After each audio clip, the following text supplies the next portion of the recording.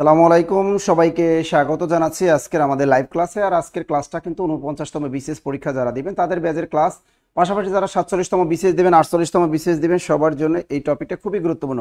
BCS পরীক্ষার জন্য খুবই গুরুত্বপূর্ণ, পাশাপাশি অন্যান্য যে জব পরীক্ষাগুলো দেই সেখানেও কিন্তু সাহিত্য থেকে প্রশ্ন আসে। তো আমরা গতকাল কিন্তু আমরা ক্লাস করেছিলাম চর্যাপদের উপর, গতকাল ক্লাসটা নিয়েছিলাম, অর্থাৎ বাংলা সাহিত্যের প্রাচীন যুগ। আর বাংলা সাহিত্যের প্রাচীন যুগ থেকে বিসিএস বা অন্যান্য পরীক্ষা একটা নম্বর থাকে, এটা ফরজ একদম থাকবে, এটা আমরা জানি। এরপরে দ্বিতীয় আসে মধ্যযুগ। মধ্যযুগ থেকে বিসিএস পরীক্ষায় 4টা নম্বর কমন থাকে। কত নম্বর? 4 নম্বর মধ্যযুগ থেকে কমন থাকবে। তো এই মধ্যযুগের যে প্রথম যে টপিকটা, সেই টপিকটা আজকে নিয়ে আমরা আলোচনা করব। পাশাপাশি গতকাল কিন্তু আমরা একটা জিনিস শিখেছিলাম, সেটা হলো অন্ধকার যুগ। তাহলে অন্ধকার যুগটাও শেষ করে ফেলেছিলাম। তো অন্ধকার যুগটা শেষের পরে আমাদের মধ্যযুগের সূচনা পর্ব যেটা, সেটা দিয়ে আজকে আমরা ক্লাসটা শুরু করব। দেখবো আজকে আমরা ক্লাসটা কত দূর যেতে পারি। এক টানা 2 ঘন্টা ক্লাস হবে, 3টা থেকে 5টা পর্যন্ত ক্লাসটা আমাদের চলবে ইনশাল্লাহ। সবাই খাতা কলম নিয়ে দ্রুত পড়ার টেবিলে বসে যান, কারণ যে টপিকগুলো আমি বলবো, যে মানে পয়েন্টগুলো আমি বলবো, 3 স্টার 2 স্টার 1 স্টার বলে দিব, ওগুলো সুন্দর মতো স্টার দিয়ে দিয়ে নোট খাতা করে ফেলবেন। কারণ এগুলোই কিন্তু বিসিএস পরীক্ষা বা অন্যান্য জব পরীক্ষায় কিন্তু চলে আসবে হুবহু। আশা করি এখান থেকে কখনোই নম্বর আপনার বৃথা যাবে না, যে কোনো পরীক্ষায়, বিশেষ সহ যে কোনো পরীক্ষায়। আচ্ছা, দেখি কে কে আছেন আমাদের সাথে আজকে, কে কে যুক্ত আছেন একটু কমেন্টের মধ্যে বলে দেন। কে কোন জায়গা থেকে আজকে লাইভ ক্লাসটা দেখতেছেন একটু কমেন্টের মাধ্যমে বলে দেন। কারণ অনেকেই কিন্তু বলেছিলেন স্যার দ্বিতীয় ক্লাসটা একটু উন্মুক্ত করা হোক। আমরা কিন্তু চাচ্ছিলাম না এই ক্লাসটা উন্মুক্ত করতে, কিন্তু আপনারা কিন্তু অনেকে অনুরোধ করেছিলেন যে স্যার দ্বিতীয় ক্লাসটা শ্রীকৃষ্ণ কীর্তনের কাব্যের দ্বিতীয় ক্লাসটা উন্মুক্ত করেন। আমরা মধ্যযুগের জানি, মধ্যযুগের শ্রীকৃষ্ণ কীর্তন, বৈষ্ণব পদাবলী, এগুলো খুবই গুরুত্বপূর্ণ টপিক। মঙ্গল কাব্য, মনসা মঙ্গল, চণ্ডী মঙ্গল, অন্নদা মঙ্গল, ধর্মমঙ্গল, এই যে টপিকগুলো আছে এগুলো পড়তে হবে। অনুবাদ সাহিত্য, নাথ সাহিত্য, মর্সিয়া সাহিত্য, আরাকান রাজসভার বাংলা সাহিত্য, রোমান্টিক, প্রণয় উপাখ্যান, এগুলো খুবই গুরুত্বপূর্ণ টপিক কিন্তু মধ্যযুগের। এবার ময়মনসিংহ গীতিকা, পূর্ববঙ্গ গীতিকা, ডাক ও খনার বচন, এই জিনিসগুলো খুবই গুরুত্বপূর্ণ মধ্যযুগের সাহিত্যে। মধ্যযুগের সাহিত্যের একটা গুরুত্বপূর্ণ টপিক হলো শ্রীকৃষ্ণ কীর্তন কাব্য। তাই সবাই একটু একটা করে শেয়ার করেন, শেয়ার না করলে কিন্তু ক্লাস বন্ধ করে দিব। কিন্তু শেয়ার করেন, আপনারা কিন্তু এখন আর আগের মতো শেয়ার করেন না। শেয়ার করেন, অন্য ফ্রেন্ডদের মেনশন করেন, তাহলে কিন্তু ক্লাসটা জমবে। আর আপনারা যদি শেয়ার না করেন তাহলে কিন্তু আপনার ফ্রেন্ডরাও কিন্তু এই ক্লাসটা দেখতে পাবে না। আমি চাই প্রত্যেকে আপনার টাইম লাইনে শেয়ার করে রাখেন। স্যার মেনহু আপনি কিয়া সাত, এর অর্থ কি? শারিয়ার হোসেন, নুরুল ইসলাম, জাকারিয়া আহমেদ, স্যার আসসালামু আলাইকুম স্যার, কেমন আছেন? সিলেট থেকে আছি, ভেরি গুড। মার্জিয়া খাতুন আছেন, সজীব রায় আছেন আমাদের সাথে, জাহিদুল ইসলাম, নীরব আছেন আমাদের সাথে, ভেরি গুড। একটু চাঁদপুর থেকে আছে, অনেক অনেক জায়গা থেকে আমাদের সাথে যুক্ত হয়েছেন। একটু মন উদাসীকে তিনি কি করছেন, একটু মেনশন দিছেন, আপনাকে মেনশন করেন, একটু ক্লাসটা শেয়ার করে দেন। আর দুপুরবেলা এই যে 3টার ব্যাচের ক্লাসটা হয়, এই দুপুরবেলা মানুষ পাওয়া কঠিন। কেউ আছেন রাস্তায়, কেউ বা আছেন কি, অনেকেই কিন্তু আছেন এখন গোসলের, অনেকে আছেন ওয়াশরুমে গোসল করতেছেন, কেউ বা নদীতে, কেউ বা পুকুরে সাঁতরাইতেছেন, গোসল করতেছেন, কেউ ট্রেনে, কেউ লঞ্চে, বিভিন্ন জায়গায় বিভিন্ন পরিস্থিতিতে আছেন। তা এই টাইমে কিন্তু স্টুডেন্ট পাওয়া খুবই একটা দুষ্কর। তারপরেও কিন্তু 3টার সময় আমাদের যেহেতু বিসিএস এর একটা ব্যাচ আমাদের আছে 3টার সময়, এই 3টার সময় এই জন্য এই ক্লাসটা কিন্তু পাবলিক করা হলো। কিশোরগঞ্জ শেয়ার করে দিচ্ছি sir, thank you thank you thank you. 10 থেকে 20 কোর্সে ভর্তি আছি, হতে চাই। নুরুল ইসলাম, 10 থেকে 20 থেকে ভর্তি হলে আমাদের হটলাইন নাম্বারে কল দিয়ে আপনি ভর্তির কাজটা সেরে ফেলতে পারেন। চাঁদপুর মতলব থেকে দেখছি, ভেরি গুড, চাঁদপুরের মতলব, ভেরি গুড। আমিরুল ইসলাম, অপূর্ণ জীবন, শরীফুল ইসলাম, আমিরুল ইসলাম, মোহাম্মদ সাদাত আছেন আমাদের, তারপর হলো শারমিন আছেন আমাদের সাথে, গুড। মৃত্তিকা মির্জা, আব্দুস সোবাহান আছেন আমাদের সাথে। একটু ক্লাসটা যদি একটু শেয়ার করে দেন তাহলে কিন্তু ইজিলি কিন্তু অন্যরা সবাই দেখতে পাবে। দ্রুত দ্রুত দ্রুত দ্রুত ঝটপট জয়েন করবেন। যদি বেশি স্টুডেন্ট না হয় তাহলে ক্লাসই নেব না, বন্ধ করে দিব না। 223 জন উঠে গেছে ইনশাল্লাহ, দেখি 223 জন ইনশাল্লাহ উঠে গেছে, আর উঠবে আর উঠবে। আপনারা যদি শেয়ার করেন তাহলে অবশ্যই ক্লাস উঠবে। আর ক্লাসটা শেষ পর্যন্ত কিন্তু থাকতে হবে, ক্লাসটা শেষ পর্যন্ত না থাকলে কিন্তু অনেক কিছুই ভুল করে ফেলবেন। ওকে, তা আমরা দেখি শুরু করে দিই ক্লাসটা। ওকে, শুরু করে দিচ্ছি এখনই ক্লাসটা। আচ্ছা দেখেন, মধ্যযুগের প্রথম কাব্য এই জিনিসটা হলো শ্রীকৃষ্ণ কীর্তন কাব্য। এই শ্রীকৃষ্ণ কীর্তন কাব্য থেকে কোন কোন ধরনের প্রশ্ন বিশেষ পরীক্ষা আসতে পারে বা অন্য অন্য জব পরীক্ষায় ধরতে পারে সেগুলো আমি লিখে দিব, আপনারা সুন্দর করে সেগুলো লিখে ফেলবেন। আচ্ছা দেখেন, তা মধ্যযুগ, বাংলা সাহিত্যের মধ্যযুগ কত থেকে কত আমরা জানি, 1201 থেকে 1800, এই সময়টাই হলো বাংলা সাহিত্যের মধ্যযুগ। আর এই মধ্যযুগের একটা পর্ব ছিল, সেটা হলো অন্ধকার যুগ বা তামস যুগ বা আধার যুগ, সেটা হলো 1201 থেকে 1350, যেটা আমরা গতকালের ক্লাসে এটা সম্পর্কে বিস্তারিত আপনাদেরকে বলে দিয়েছি বা লিখিয়ে দিয়েছি। এখন আমরা আসছি মধ্যযুগের যে প্রথম, তা পরীক্ষা একটা প্রশ্ন আসছে যে মধ্যযুগের আদি নিদর্শন কি বা মধ্যযুগের প্রথম কাব্য কোনটি? স্টার দিয়ে লিখে রাখেন মধ্যযুগের আদি নিদর্শন বা প্রথম গ্রন্থ। মধ্যযুগের আদি নিদর্শন, মধ্যযুগের আদি নিদর্শন বা প্রথম গ্রন্থ, মধ্যযুগের আদি নিদর্শন বা প্রথম গ্রন্থ। অবলিক দিয়ে লেখেন খাঁটি বাংলা ভাষায় রচিত প্রথম গ্রন্থ। খাঁটি বাংলা ভাষায়, খাঁটি বাংলা ভাষায় রচিত প্রথম গ্রন্থ। অবলিক দিয়ে লেখেন একক ব্যক্তি কর্তৃক রচিত, একক ব্যক্তি কর্তৃক রচিত, একক ব্যক্তি কর্তৃক রচিত প্রথম গ্রন্থ। সেটার নাম কি বলতে পারবেন? সেটার নাম হলো শ্রীকৃষ্ণ কীর্তন কাব্য। শ্রীকৃষ্ণ কীর্তন কাব্য। দেখেন কয়টা প্রশ্ন আমি লিখে দিছি আপনাদেরকে পরীক্ষায়। যদি পরীক্ষা আসে মধ্যযুগের আদি নিদর্শন কি, মধ্যযুগের আর প্রাচীন যুগের আদি নিদর্শন ছিল কিন্তু চর্যাপদ। আর যদি বলে মধ্যযুগের আদি নিদর্শন কি, তাহলে উত্তরটা হবে শ্রীকৃষ্ণ কীর্তন কাব্য। আবার দেখো মধ্যযুগের প্রথম কাব্য বা প্রথম গ্রন্থ যদি বলে, উত্তরটা হবে শ্রীকৃষ্ণ কীর্তন কাব্য। আবার দেখো খাঁটি বাংলা ভাষায় রচিত প্রথম কাব্য কোনটা? শ্রীকৃষ্ণ কীর্তন কাব্য। কারণ চর্যাপদ কিন্তু খাঁটি বাংলা ভাষায় রচিত ছিল না, চর্যাপদ ছিল প্রাচীন বাংলা ভাষায় রচিত। আর এইটাই একমাত্র কাব্য যেটা একদম খাঁটি বাংলা ভাষায় লেখা। আবার একক ব্যক্তি কর্তৃক রচিত প্রথম গ্রন্থ, কেন এটা একক ব্যক্তি? এর আগে আমরা চর্যাপদ দেখেছিলাম, সেখানে পদকর্তা ছিল কিন্তু 24 জন রাইটার ছিল। বাট এই কাব্যটাই প্রথম একক ব্যক্তি কর্তৃক রচিত বাংলা সাহিত্যের প্রথম কাব্য বা প্রথম গ্রন্থ। সেটাই হলো অমর কাব্য শ্রীকৃষ্ণ কীর্তন কাব্য। শ্রীকৃষ্ণ কীর্তন কাব্য এটা কিন্তু কোনো দেবদেবীর কাহিনী নিয়ে লেখা না। এই শ্রীকৃষ্ণ কীর্তন কাব্য কিন্তু কোনো দেবদেবীদের কাহিনী নিয়ে লেখা কোনো কাব্য না। এটা মূলত একটা গ্রাম্য গল্প কাহিনী, লোকমুখ, এটা লৌকিক কাহিনী বলা হয়। লৌকিক কাহিনী বলা হয়, গ্রাম্য গল্প অবলম্বনে মূলত এই কাব্যটা রচনা করা হয়েছে। লিখছেন, দ্রুত লেখেন শ্রীকৃষ্ণ কীর্তন। লেখা শেষ হলে ডান লিখবা, লেখা শেষ হলে ডান, লেখা শেষ হলে ডান লিখে ফেলবেন। এখান থেকে বিশেষ কেন যে কোনো পরীক্ষার নম্বর পাবেন।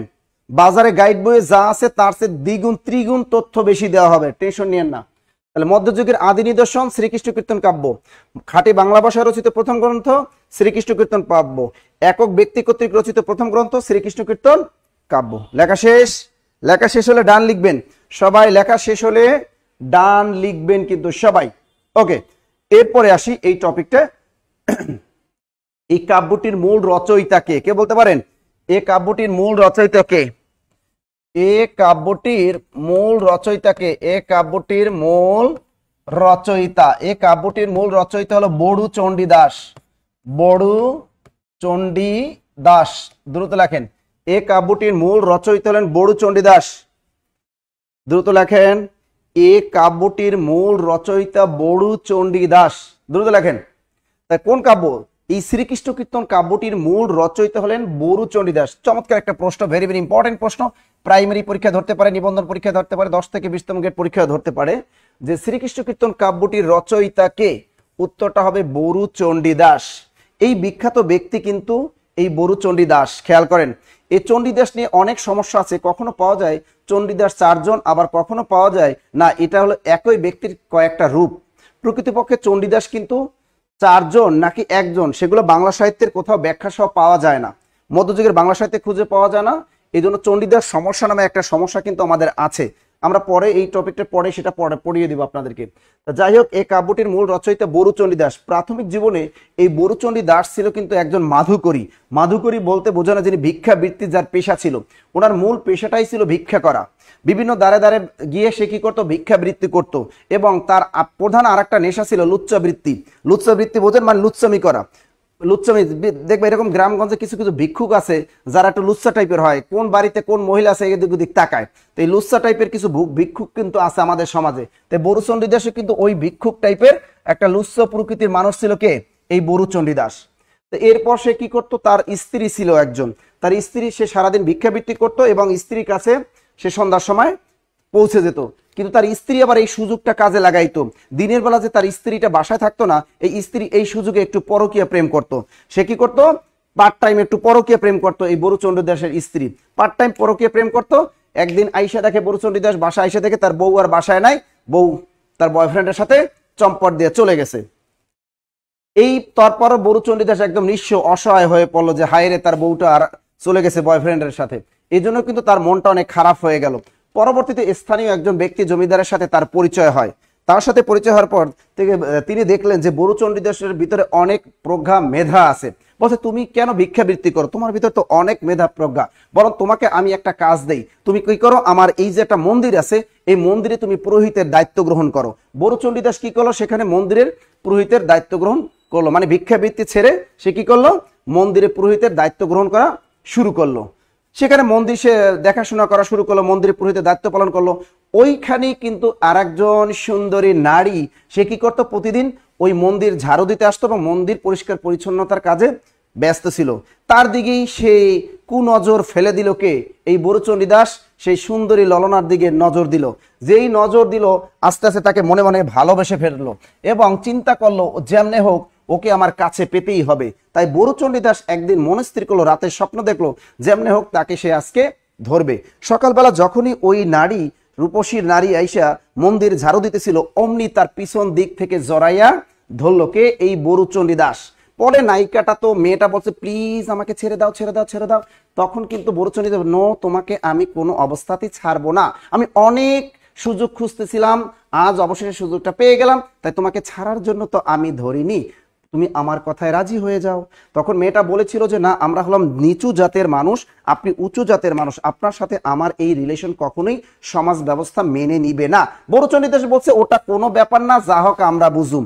যাই হোক, মেয়েটারে পটাই ফেলছে, পটাইয়া বরুচন্ডী দাসের লীলা খেলা তার চলতে থাকে ওই মন্দিরে। পরে কিছুদিন পরেই তার এই লীলা খেলা গ্রাম্য মানুষ দেখতে পায়। দেখার পরে তাকে উত্তম মাধ্যম দিয়ে মন্দির থেকে বিতাড়িত করে দেয় এবং সে নির্জন জায়গায় চলে যায়।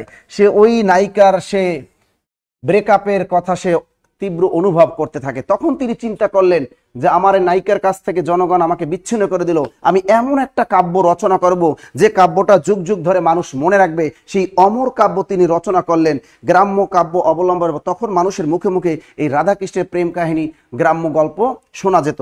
তখন তিনি কি করলেন, সেই ভাগবতের আলোকে এবং জয়দেবের গীত গোবিন্দম কাব্য অনুসরণ করে তিনি অমর কাব্য রচনা করলেন, এই শ্রীকৃষ্ণ কীর্তন কাব্য। Clear, clear, clear, clear.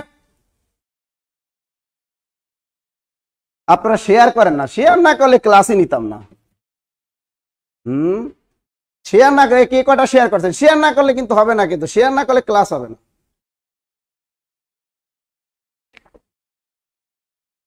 বুঝছেন?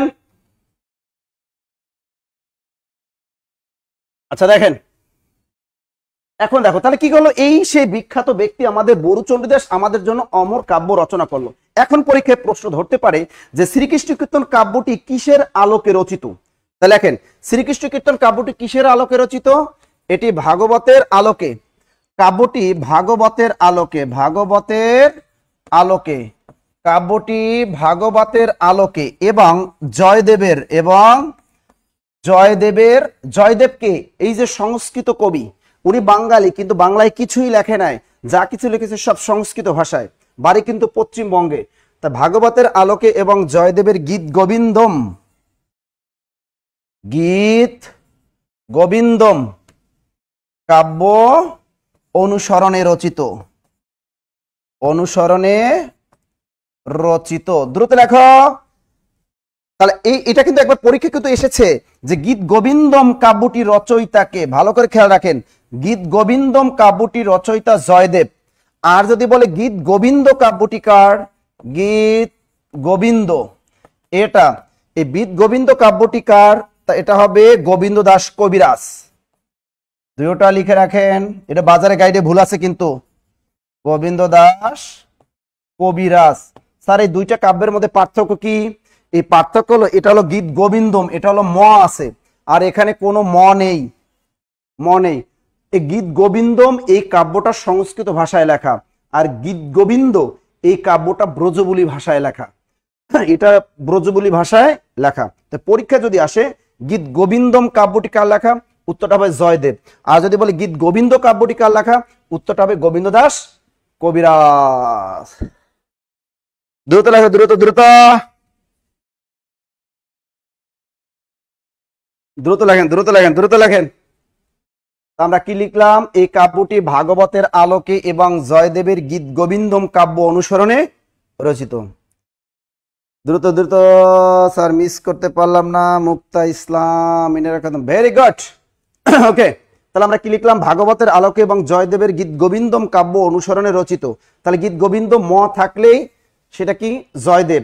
আর শুধু গীত গোবিন্দ, এই কাব্যটা গোবিন্দ দাস কবিরাজ লিখেছেন। কে লিখেছেন? গোবিন্দ দাস কবিরাজ। আর এই কাব্যটা ব্রজবুলি ভাষায় লেখা, আর উপরে কাব্যটা সংস্কৃত ভাষায় লেখা। লেখা শেষ হলে ডান লিখবেন। দ্রুত দ্রুত দ্রুত দ্রুত, মনে থাকবে তো? মনে থাকবে তো? লিখছো? গুড। আচ্ছা, গেল এটা। এখন দেখেন, আমরা এই যে বিখ্যাত ব্যক্তি সেই বড়ু চণ্ডীদাস, যাই হোক, তিনি কিন্তু আমাদের এই যে কাব্যটা, অমর কাব্যটা রচনা করলেন। এই কাব্যটা সম্পর্কে বিস্তারিত জানার আগে প্রথমে আমাদের জানতে হবে এই কাব্যটার আবিষ্কার। বিশেষ লিখিত পরীক্ষা, নন কাটা লিখিত পরীক্ষায় কিন্তু আসে যে শ্রীকৃষ্ণ কীর্তন কাব্যের আবিষ্কার বৃত্তান্ত লিখুন। তো এবার লেখেন আবিষ্কার। আবিষ্কার তা লেখেন 1909 সালে। 1909 সালে। আর চর্যাপদ আবিষ্কৃত হয় 1907 সালে। খেয়াল রাখবেন, দুইটা কিন্তু মিলে যায়। 2 বছর পরে চর্যাপদ আবিষ্কৃত হয় 1907 সালে, আর শ্রীকৃষ্ণ কীর্তন কাব্যটি আবিষ্কৃত হয় 1909 সালে। 1909 সালে। তা 1909 সালে লেখেন শ্রী বসন্ত রঞ্জন রায়। 1909 সালে শ্রী বসন্ত রঞ্জন রায়।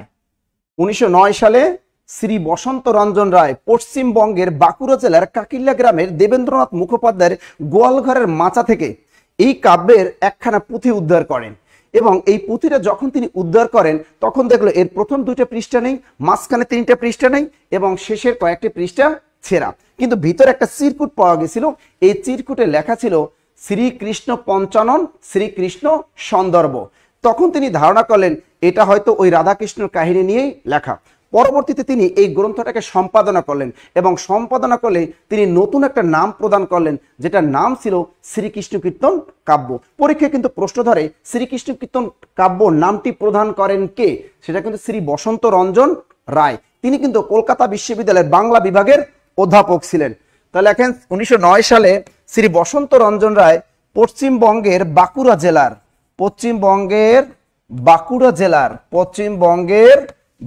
জেলার কাকিল্লা গ্রামটার নাম কি? কাকিল্লা গ্রামের দেবেন্দ্রনাথ মুখোপাধ্যায়ের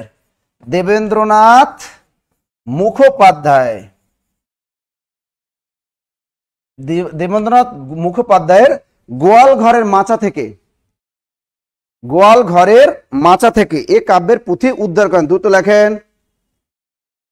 তাহলে 1909 সালে শ্রী বসন্ত রঞ্জন রায় পশ্চিমবঙ্গের বাঁকুড়া জেলার কাকিল্লা গ্রামের দেবেন্দ্রনাথ মুখোপাধ্যায়ের গোয়াল ঘরের মাচা থেকে, কোথা থেকে? বিশেষ পরীক্ষা কিন্তু এসেছিল। গোয়াল ঘরের মাচা থেকে তিনি কি করছিলেন? এ কাব্যের একখানি পুঁথি উদ্ধার করেছিলেন। তুলট কাগজে হাতে লেখা। এটা কিন্তু তুলট কাগজে হাতে লেখা ছিল। কিন্তু এই তুলট কাগজে হাতে লেখা একখানি পুঁথি উদ্ধার করেন, লিখছেন এটা। কিন্তু এই পুঁথিটার ভিতরে কিন্তু মানে প্রথমে 2টা পৃষ্ঠা নেই, মাঝখানে 3টা পৃষ্ঠা ছিঁড়া, এবং শেষের 45 পৃষ্ঠা কি ছিঁড়া। কিন্তু ভিতরে একটা চিরকুট পাওয়া গেছে। ওই চিরকুটে কি লেখা ছিল? শ্রী শ্রী রাধাকৃষ্ণ শ্রীকৃষ্ণ সন্দর্ভ। আচ্ছা, জিনিসটার নাম আমি লিখে দিই, দ্রুত লেখেন। শ্রীকৃষ্ণ পঞ্চানন, শ্রীকৃষ্ণ পঞ্চানন, শ্রীকৃষ্ণ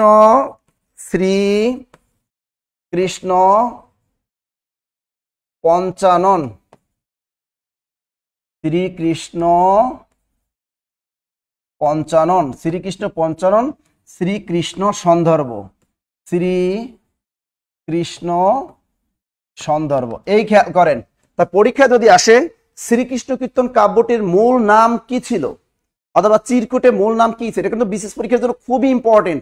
শ্রীকৃষ্ণ কীর্তন কাব্যটির মূল নাম কি ছিল লিখে রাখো। শ্রীকৃষ্ণ কীর্তন কাব্যটির মূল নাম ছিল শ্রীকৃষ্ণ পঞ্চানন, শ্রীকৃষ্ণ সন্দর্ভ। হয়তো এত বড় নামটা দিবে না, আপনাকে এতটুকুই দিয়ে দিবে যে শ্রীকৃষ্ণ কীর্তন কাব্যটির মূল নাম কি ছিল? শ্রীকৃষ্ণ সন্দর্ভ। দ্রুত লেখো, দ্রুত লেখেন, দ্রুত দ্রুত। হ্যাঁ, তুলট কাগজে হাতে লেখা পুঁথি। তাহলে এই শ্রীকৃষ্ণ পঞ্চানন শ্রীকৃষ্ণ সন্দর্ভ যদি পরীক্ষা আসে, শ্রীকৃষ্ণ কীর্তন কাব্যটির মূল নাম কি ছিল? শ্রীকৃষ্ণ কীর্তন কাব্যটির মূল নাম ছিল শ্রীকৃষ্ণ সন্দর্ভ। তাহলে এই শ্রীকৃষ্ণ কীর্তন নামটি প্রধান বড়ুচণ্ডী দাস, এই নামটা দিয়েছিল বড়ুচণ্ডী দাস। বড়ুচণ্ডী দাসের কাব্যের নাম ছিল এইটা। আর বসন্ত রঞ্জন রায় এই নামটা চেঞ্জ করে রাখলো কি? তা শ্রীকৃষ্ণ কীর্তন নামটি প্রদান করেন কে? বসন্ত রঞ্জন রায়। লিখে রাখেন, শ্রীকৃষ্ণ কীর্তন নামটি প্রদান করেন বসন্ত রঞ্জন রায়। শ্রীকৃষ্ণ কীর্তন নামটি প্রদান করেন কে? বসন্ত রঞ্জন রায়। খুবই গুরুত্বপূর্ণ একটা প্রশ্ন। এখন দেখো, এ কাব্যটি কোন ছন্দে রচিত? এটি ত্রিপদী পয়ার ছন্দে রচিত। তাহলে এ কাব্যটি কোন ছন্দে রচিত? এ কাব্যটি ত্রিপদী পয়ার ছন্দে রচিত। ত্রিপদী পয়ার ছন্দে রচিত। মনে আছে তো চর্যাপদ কোন ছন্দে রচিত ছিল? মাত্রাবৃত্ত ছন্দে। গতকাল পড়িয়েছিলাম চর্যাপদ ছিল মাত্রাবৃত্ত ছন্দ, আর শ্রীকৃষ্ণ কীর্তন কাব্যটি হলো ত্রিপদী পয়ার ছন্দে রচিত। পরীক্ষা কিন্তু ধরবে এটা, বিশেষ পরীক্ষাটা আসে না এখনো, আসতে পারে কিন্তু, যে শ্রীকৃষ্ণ কীর্তন কাব্যটি কোন ছন্দে রচিত? এটি ত্রিপদী পয়ার ছন্দ অথবা পয়ার ও ত্রিপদী ছন্দে রচিত। এটি পয়ার ও ত্রিপদী ছন্দে রচিত অথবা ত্রিপদী পয়ার ছন্দ। এ কাব্যটি পয়ার ত্রিপদী ছন্দে রচিত। ক্লিয়ার এটা? ওকে। এখন দেখেন, এই কাব্যটি তিনি সম্পাদনা করে 1916 সালে কলকাতার বঙ্গীয় সাহিত্য পরিষদ থেকে প্রকাশ করেন। পরীক্ষা আসতে পারে, শ্রীকৃষ্ণ কীর্তন কাব্যটি প্রকাশ পায় কত সালে? 1916 সালে। কোথা থেকে প্রকাশ পায়? কলকাতার বঙ্গীয় সাহিত্য পরিষদ থেকে। লিখে রাখেন, এটি প্রকাশ পায় 1916 সালে কলকাতার বঙ্গীয় সাহিত্য পরিষদ থেকে। দ্রুত লিখে রাখেন, এ কাব্যটি প্রকাশ পায় 1916 সালে কলকাতার বঙ্গীয় সাহিত্য পরিষদ থেকে। মনে আছে আমাদের চর্যাপদও কিন্তু প্রকাশ পেয়েছিল কত সালে? 1916 সালে। আর শ্রীকৃষ্ণ কীর্তন কাব্যটিও প্রকাশ পায় 1916 সালে। চর্যাপদও প্রকাশ পায় কলকাতার বঙ্গীয় সাহিত্য পরিষদ থেকে, তেমনি শ্রীকৃষ্ণ কীর্তন কাব্যটিও প্রকাশ পায় এই কলকাতার বঙ্গীয় সাহিত্য পরিষদ থেকে। লেখা শেষ? লেখা শেষ হলে ডান লিখবেন। লেখা শেষ হলে ডান লিখবেন। লেখা শেষ হয়ে গেলে কি লিখবেন? ডান লিখবেন। ওকে, এবার আসি, এই কাব্যটির প্রধান চরিত্র কয়টি? এ কাব্যটির প্রধান চরিত্র 3টি। অনেকগুলো চরিত্র আছে, তা লেখেন এ কাব্যের প্রধান চরিত্র। এ কাব্যের প্রধান চরিত্র কয়টা? 3টি। এ কাব্যের প্রধান চরিত্র 3টি। কি কি মনে আছে? 1 নম্বরের চরিত্র হলো কৃষ্ণ। 1 নম্বরের চরিত্র হলো কৃষ্ণ। 2 নম্বরের চরিত্র কে? রাধা। 2 নম্বর চরিত্র রাধা, রাধা কৃষ্ণ। 3 নম্বর চরিত্র হলো বড়াই অথবা বড়াই, কৃষ্ণ রাধা বড়াই, এই 3টে চরিত্র। আরো আছে ললিতা, বিশাখা, আরো অনেক চরিত্র আছে, সেটা আমরা দেখব। তাহলে এই প্রধান চরিত্র 1, 2, 3, কৃষ্ণ, রাধা আর একটা কি? বড়াই। এই কাব্যের প্রধান চরিত্র হলো 3টে। দ্রুত লেখো, এই কাব্যের প্রধান চরিত্র কয়টা? 3টা। এখন দেখেন, এই কৃষ্ণ সম্পর্কে যদি আমাদের জানতে হয়, আমরা জানি কৃষ্ণ কে ছিলেন। আমরা সব হিন্দু ধর্মের মতে যেটা জানি, কৃষ্ণ বলা হয় স্বয়ং ভগবান বা ঈশ্বরকে বলা হয় কৃষ্ণ। তিনি মূলত কংস রাজাকে হত্যা করার জন্যই কিন্তু এই পৃথিবীতে এসেছিলেন, এবং তার সঙ্গিনী হিসেবে প্রেরণ করা হয়েছিল রাধাকে। এটা খেয়াল রাখতে হবে। তা যাই হোক, এই কৃষ্ণ আর এই শ্রীকৃষ্ণ কীর্তন কাব্যের কৃষ্ণ কিন্তু ছিল একজন রাখাল বালক। কি ছিল? একজন রাখাল বালক। তা যাই হোক, এই কৃষ্ণর পিতার নাম কি? কে বলতে পারো? কৃষ্ণের পিতার নাম হলো বসুদেব। কৃষ্ণের পিতার নাম বসুদেব। এবং কৃষ্ণের মায়ের নাম কি? কৃষ্ণের মায়ের নাম দেবকী। কৃষ্ণের মায়ের নাম কি? দেবকী। কৃষ্ণের মায়ের নাম দেবকী। লিখে রাখেন দয়াকার, কয়দিকে দেবকী। কৃষ্ণের পিতার নাম বসুদেব, মায়ের নাম কি? দেবকী। কৃষ্ণের পালিত পিতার নাম কি? কৃষ্ণের পালিত পিতার নাম কে বলতে পারবেন? কৃষ্ণের পালিত পিতার নাম কি? পালিত পিতার নাম নন্দগোপ, নন্দগোয়ালা বা নন্দগোপ। আর কৃষ্ণের পালিত মায়ের নাম কি? এটা পরীক্ষায় কিন্তু এসেছিল। পালিত মায়ের নাম এটা পরীক্ষায় একবার আসছে, পালিত মায়ের নাম কি? যশোদা। এটা পরীক্ষা একবার আসছে কিন্তু। হ্যাঁ, যশোদা। এটা আপনারা তো ভালোই পারেন, ভেরি গুড, আপনারা তো অনেক পারেন, ভেরি গুড, আপনারা তো ভালোই পারেন। তা দেখেন, কৃষ্ণের পিতার নাম কি? বসুদেব, এটা এখন পর্যন্ত কোনো চাকরি পরীক্ষা আসে নাই। কৃষ্ণের মায়ের নাম কি? দেবকী, এটাও চাকরি পরীক্ষা আসে নাই। কৃষ্ণের পালিত পিতার নাম নন্দগোপ, এটা কোনো পরীক্ষা আসে নাই। এইটা শুধু পরীক্ষা আসছে, কৃষ্ণের পালিত মায়ের নাম যশোদা। লিখে রাখো, কৃষ্ণের পালিত মায়ের নাম যশোদা। কৃষ্ণের পালিত মায়ের নাম, হ্যাঁ, নন্দগোপাল অথবা Nandagop. Very good, okay okay, thank you thank you thank you. Okay, দেখেন, কৃষ্ণ হলো পরমাত্মার প্রতীক আর রাধা হলো জীবাত্মার প্রতীক। কৃষ্ণ কোন আত্মার প্রতীক? কৃষ্ণ কিন্তু পরমাত্মার প্রতীক এবং রাধা হলো জীবাত্মার প্রতীক। এখন দেখেন, এই কৃষ্ণ কিন্তু আসল পরিচয়, এই শ্রীকৃষ্ণ কীর্তন কাব্যে তার আসল পরিচয় হলো তিনি একজন রাখাল বালক। তার প্রধান পরিচয়টাই ছিল একজন কে? সে একজন রাখাল বালক হিসাবেই কিন্তু তার মূলত পরিচয় ছিল। এবং শ্রীকৃষ্ণ কীর্তন কাব্যে তার ভণ্ড প্রতারক চরিত্র, এই শ্রীকৃষ্ণ কীর্তন কাব্যের ভণ্ড ও প্রতারক চরিত্র, ভণ্ড ও প্রতারক চরিত্র বলা হয় কাকে? এই কৃষ্ণকে বলা হয় এখানে। এই কাব্যের সাথে কিন্তু হিন্দু ধর্মের মিল নাই, সুতরাং হিন্দু ধর্মের সাথে কেউ মিলাতে যাবেন না, এটা মূলত একটা কাব্য। আচ্ছা, গেল এটা। এবারে আমার রাধার কাছে চলে যাই। তাই কৃষ্ণের জন্মস্থান কোথায়? মথুরা। লিখে রাখেন, কৃষ্ণের জন্মস্থান কোথায়? কৃষ্ণের জন্মস্থান কিন্তু মথুরা। কৃষ্ণের জন্মস্থান কোথায়? মথুরা। এবারে চলে যায় আমার রাধার কাছে। রাধার পিতার নাম কি? রাধার পিতার নাম, রাধার পিতার নাম সাগর গোয়ালা। সাগর, গয়কার গো, অন্তিস্তেয়াকা লয়কালা। পিতার নাম সাগর গোয়ালা। এবং মায়ের নাম কি? মায়ের নাম পদুমিনী। মায়ের নাম পদু মস্কের মি নয়স্কের পদুমিনী। দ্রুত লেখেন। তার রাধার পিতার নাম কি? সাগর গোয়ালা। আর রাধার জন্মস্থান কোথায়? বৃন্দাবন। রাজার জন্মস্থান হলো বৃন্দাবন। কৃষ্ণের জন্মস্থান ছিল মথুরা। কৃষ্ণের জন্মস্থান মথুরা, রাধার জন্মস্থান কোথায়? বৃন্দাবন। বৃন্দাবন। দ্রুত দেখো, তাহলে এই রাধার পিতার নাম কি? সাগর গোয়ালা। রাধার মায়ের নাম কি? পদুমিনী। তা দেখো, এবার রাধার হাজবেন্ডের নাম কি? রাধার হাজবেন্ড মানে রাধার স্বামীর নাম কি? রাধার স্বামীর নাম আয়ান ঘোষ।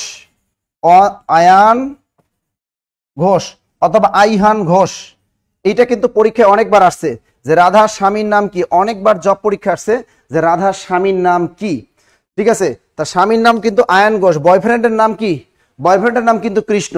এই কৃষ্ণ কিন্তু তার আবার হাজবেন্ড না, আবার হাজবেন্ড কিন্তু কৃষ্ণের টিক মেরে আসতে পারেন। তা রাধার বয়ফ্রেন্ডের নাম কি? রাধার বয়ফ্রেন্ডের নাম কিন্তু কৃষ্ণ। আর স্বামীর নাম কি? আয়ান ঘোষ অথবা আইহন ঘোষ। তবে আয়ান ঘোষ ছিল নপুংসক। নপুংসক। তাহলে বাংলা সাহিত্যে নপুংসক বলা হয় কাকে? বাংলা সাহিত্যে নপুংসক বলা হয় আয়ান ঘোষকে। লিখে রাখো, দ্রুত লেখেন। বাংলা সাহিত্যে নপুংসক বলা হয় আয়ান ঘোষকে। চমৎকার একটা প্রশ্ন, চমৎকার একটা প্রশ্ন। বাংলা সাহিত্যে নপুংসক, বাংলা সাহিত্যে নপুংসক বলা হয় আয়ান ঘোষকে। আয়ান ঘোষকে। দ্রুত লেখেন, দ্রুত দ্রুত। হ্যাঁ, রাধার সখীদের নাম ললিতা বিশাখা। তা না, রাধার সখীদের নাম দ্রুত লেখো। সখীদের নাম ললিতা বিশাখা। দ্রুত লেখো। পিতার নাম সাগর গোয়ালা, মায়ের নাম পদুমিনী, স্বামীর নাম আয়ান ঘোষ বা আয়ান আইহন ঘোষ। দ্রুত লেখেন, দ্রুত দ্রুত দ্রুত। লিখছেন লিখছেন। তোর রেকর্ডিং ক্লাস দিলে তুমি আছো তোমার রেকর্ডিং ক্লাস নিয়ে। বাংলাদেশের এই শিক্ষা ব্যবস্থা দ্বারা পারমাণবিক বোমা বানানো যায়, ধর্ম না হয় বাদই দিলাম, এটা কোনো কথা? হ্যাঁ, বাংলা সাহিত্যে নপুংসক বলা হয় কাকে? এই আয়ান ঘোষকে বলা হয় বাংলা সাহিত্যে নপুংসক। চমৎকার একটা প্রশ্ন। এখন অনেকেই কমেন্ট করছে, স্যার এই নপুংসক মানে কি? এই নপুংসক অর্থটা কি? নপুংসক অর্থ হলো পুরুষত্বহীন। পুরুষত্বহীন। লেখেন, নপুংসক মানে হলো পুরুষত্বহীন, অর্থাৎ দেখতে দেয় পুরুষের মতো কিন্তু তার কি নাই? তার আসল জিনিসটা নাই, এই জন্য তাকে বলা হয় নপুংসক। দ্রুত লেখো। লিখছেন লিখছেন লিখছেন। তাড়াতাড়ি লেখো, তাড়াতাড়ি লেখো।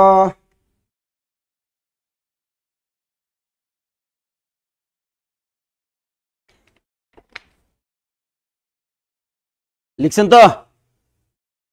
তাহলে আমরা কি লিখলাম যে বাংলা সাহিত্যে নপুংসক আয়ন ঘোষ এই ছিল কি পুরুষত্বহীন ছিল এই বেটা। এটা হলো তার সাথে আসলে দৈব ইচ্ছায় তার সাথে তার কি হয়েছিল, বিয়ে হয়েছিল। তার রাধার দুইজন বান্ধবী ছিল, একটার নাম ললিতা আর একটার নাম কি বিশাখা। তার রাধার দুইজন বান্ধবী ছিল, নাম কি, একটা নাম ললিতা আর একটা নাম বিশাখা। ললিতা আর একটা বিশাখা। লিখছো রাধার সখীদের নাম কি? রাধার সখীদের নাম কি? একটার নাম ললিতা আর একটার নাম বিশাখা। দ্রুত লেখেন, দ্রুত দ্রুত দ্রুত দ্রুত দ্রুত দ্রুত দ্রুত দ্রুত। যাই হোক, এবার আমরা রাধা সম্পর্কে জানলাম। তার জন্মস্থান কোথায়? বৃন্দাবনে তার জন্মস্থান, তাই না? তার সম্পর্কে আমরা মোটামুটি জেনে গেলাম, তার পিতার নাম কি, সবকিছু জেনে গেলাম। এবার আমরা চলে যাই বড়াই। এবার 3 নম্বর চরিত্র কি? বড়াই। বড়াই। তা বড়াইকে লেখো বাংলা সাহিত্যের প্রথম মানব চরিত্রের নাম। তার সম্পর্কে লেখো বাংলা সাহিত্যের প্রথম মানব চরিত্রের নাম। বাংলা সাহিত্যের প্রথম মানব চরিত্রের নাম কি? বাংলা সাহিত্যের প্রথম মানব চরিত্রের নাম হলো বড়াই। খুবই গুরুত্বপূর্ণ একটা প্রশ্ন, দ্রুত লেখো, দ্রুত লেখো। বাংলা সাহিত্যের প্রথম মানব চরিত্রের নাম বড়াই। তোমরা কি যে কমেন্ট করছো! খাদিজা আক্তার লেখছে বিয়ে করছে কেন, এটা কোনো কথা? দিশাইন যাত্রী লেখছে মেশিন নষ্ট, মানে কি? একজন লেখছে আসল জিনিসটাই নাই। এরা যে কি কমেন্ট পড়ে, তোমাদের কমেন্ট গুলা পড়লে আমি তো শেষ। হ্যাঁ, তাহলে দেখো বাংলা সাহিত্যের প্রথম মানব চরিত্রের নাম কি? বড়াই। এরপরে তারা দেখো, তা বাংলা সাহিত্যের প্রথম মানব চরিত্রে গেল। আর একটা জিনিস আছে, রাধাকৃষ্ণের প্রেমের দূতি বলা হয় কাকে? লিখে রাখেন, রাধাকৃষ্ণের প্রেমের দূতি। রাধাকৃষ্ণের প্রেমের দূতি বলা হয়। রাধাকৃষ্ণের প্রেমের দূতি বলা হয় কাকে? তাও কিন্তু এই বড়াই কি বলা হয়? রাধাকৃষ্ণের প্রেমের দূতি। দ্রুত, এই প্রশ্নটা অনেকবার আসছে। রাধাকৃষ্ণের প্রেমের দূতি বলা হয় কাকে? প্রেমের দূতি বলা হয় এই বড়াইকে। আসলে বড়াইটাকে অনেকেই বুঝে না, ইনি কি পুরুষ নাকি লেডিস? আসলে ইনি ছিল চুল পাকা বয়স্ক একজন নারী, কিন্তু লেডিস। বড়াই কিন্তু একটা লেডিস, বড়াই একজন লেডিস, কিন্তু চুল পাকা বয়স্ক একজন মহিলা। অর্থাৎ রাধার বলা হয় ফুপি বলা হয় হিসেবে। আয়ন ঘোষের সাথে তার আয়ন ঘোষের ফুপি কিন্তু ছিল, সে আয়ন ঘোষের ফুপি। এবং তিনি কিন্তু ছিলেন লেসবিয়ান, কিন্তু তিনি প্রকৃতপক্ষে কি ছিলেন? এই নারী ছিলেন প্রকৃতপক্ষে ছিলেন লেসবিয়ান। প্রকৃতপক্ষে এই বয়স্ক নারীটা কি ছিলেন? লেসবিয়ান ছিলেন। কিন্তু বাংলা সাহিত্যে প্রথম মানব চরিত্রের নাম কি? বড়াই, বড়াই, বড়াই। আর একটা প্রশ্ন, রাধাকৃষ্ণের প্রেমের দূতি বলা হয় এই বড়াইকে। এখন দেখেন, এই আয়ন ঘোষের সাথে তার সম্পর্ক কি? তার ফুপি ছিল। অর্থাৎ আয়ন ঘোষের সাথে বিয়ের পর আয়ন ঘোষ কি করলো? তিনি গরু ছাগল মাঠে চড়াইতে যাইতো। এই ফাঁকে তাকে দেখাশোনার দায়িত্ব দিত কার উপর? এই লেসবিয়ান বুড়ি, এই বুড়ির কাছে তার দায়িত্ব ছিল, বুঝছেন? সেই তাকে দেখাশোনা করতো সব সময়। যাই হোক, এই দৃষ্টিকোণ থেকে আর আমরা যে জানলাম যে কৃষ্ণ কিভাবে তার মামি হলো রাধা। এবার একটু দেখেন, জিনিসটা মিলাই দিন। এই ছিল রাধা, এবার ছিল কৃষ্ণ, আবার ছিল কি? এবার ছিল বড়াই। আরেকটা চরিত্র ছিল কি? আয়ন ঘোষ। আরেকটা চরিত্র ছিল কি? যশোদা। আর একটা চরিত্র ছিল যশোদা, মনে থাকবে? এবার দেখেন এখানে কি বলো, এই যে দেখেন, তাই যশোদাকে কৃষ্ণের পালিত মায়ের নাম কি? কৃষ্ণের পালিত মায়ের নাম যশোদা।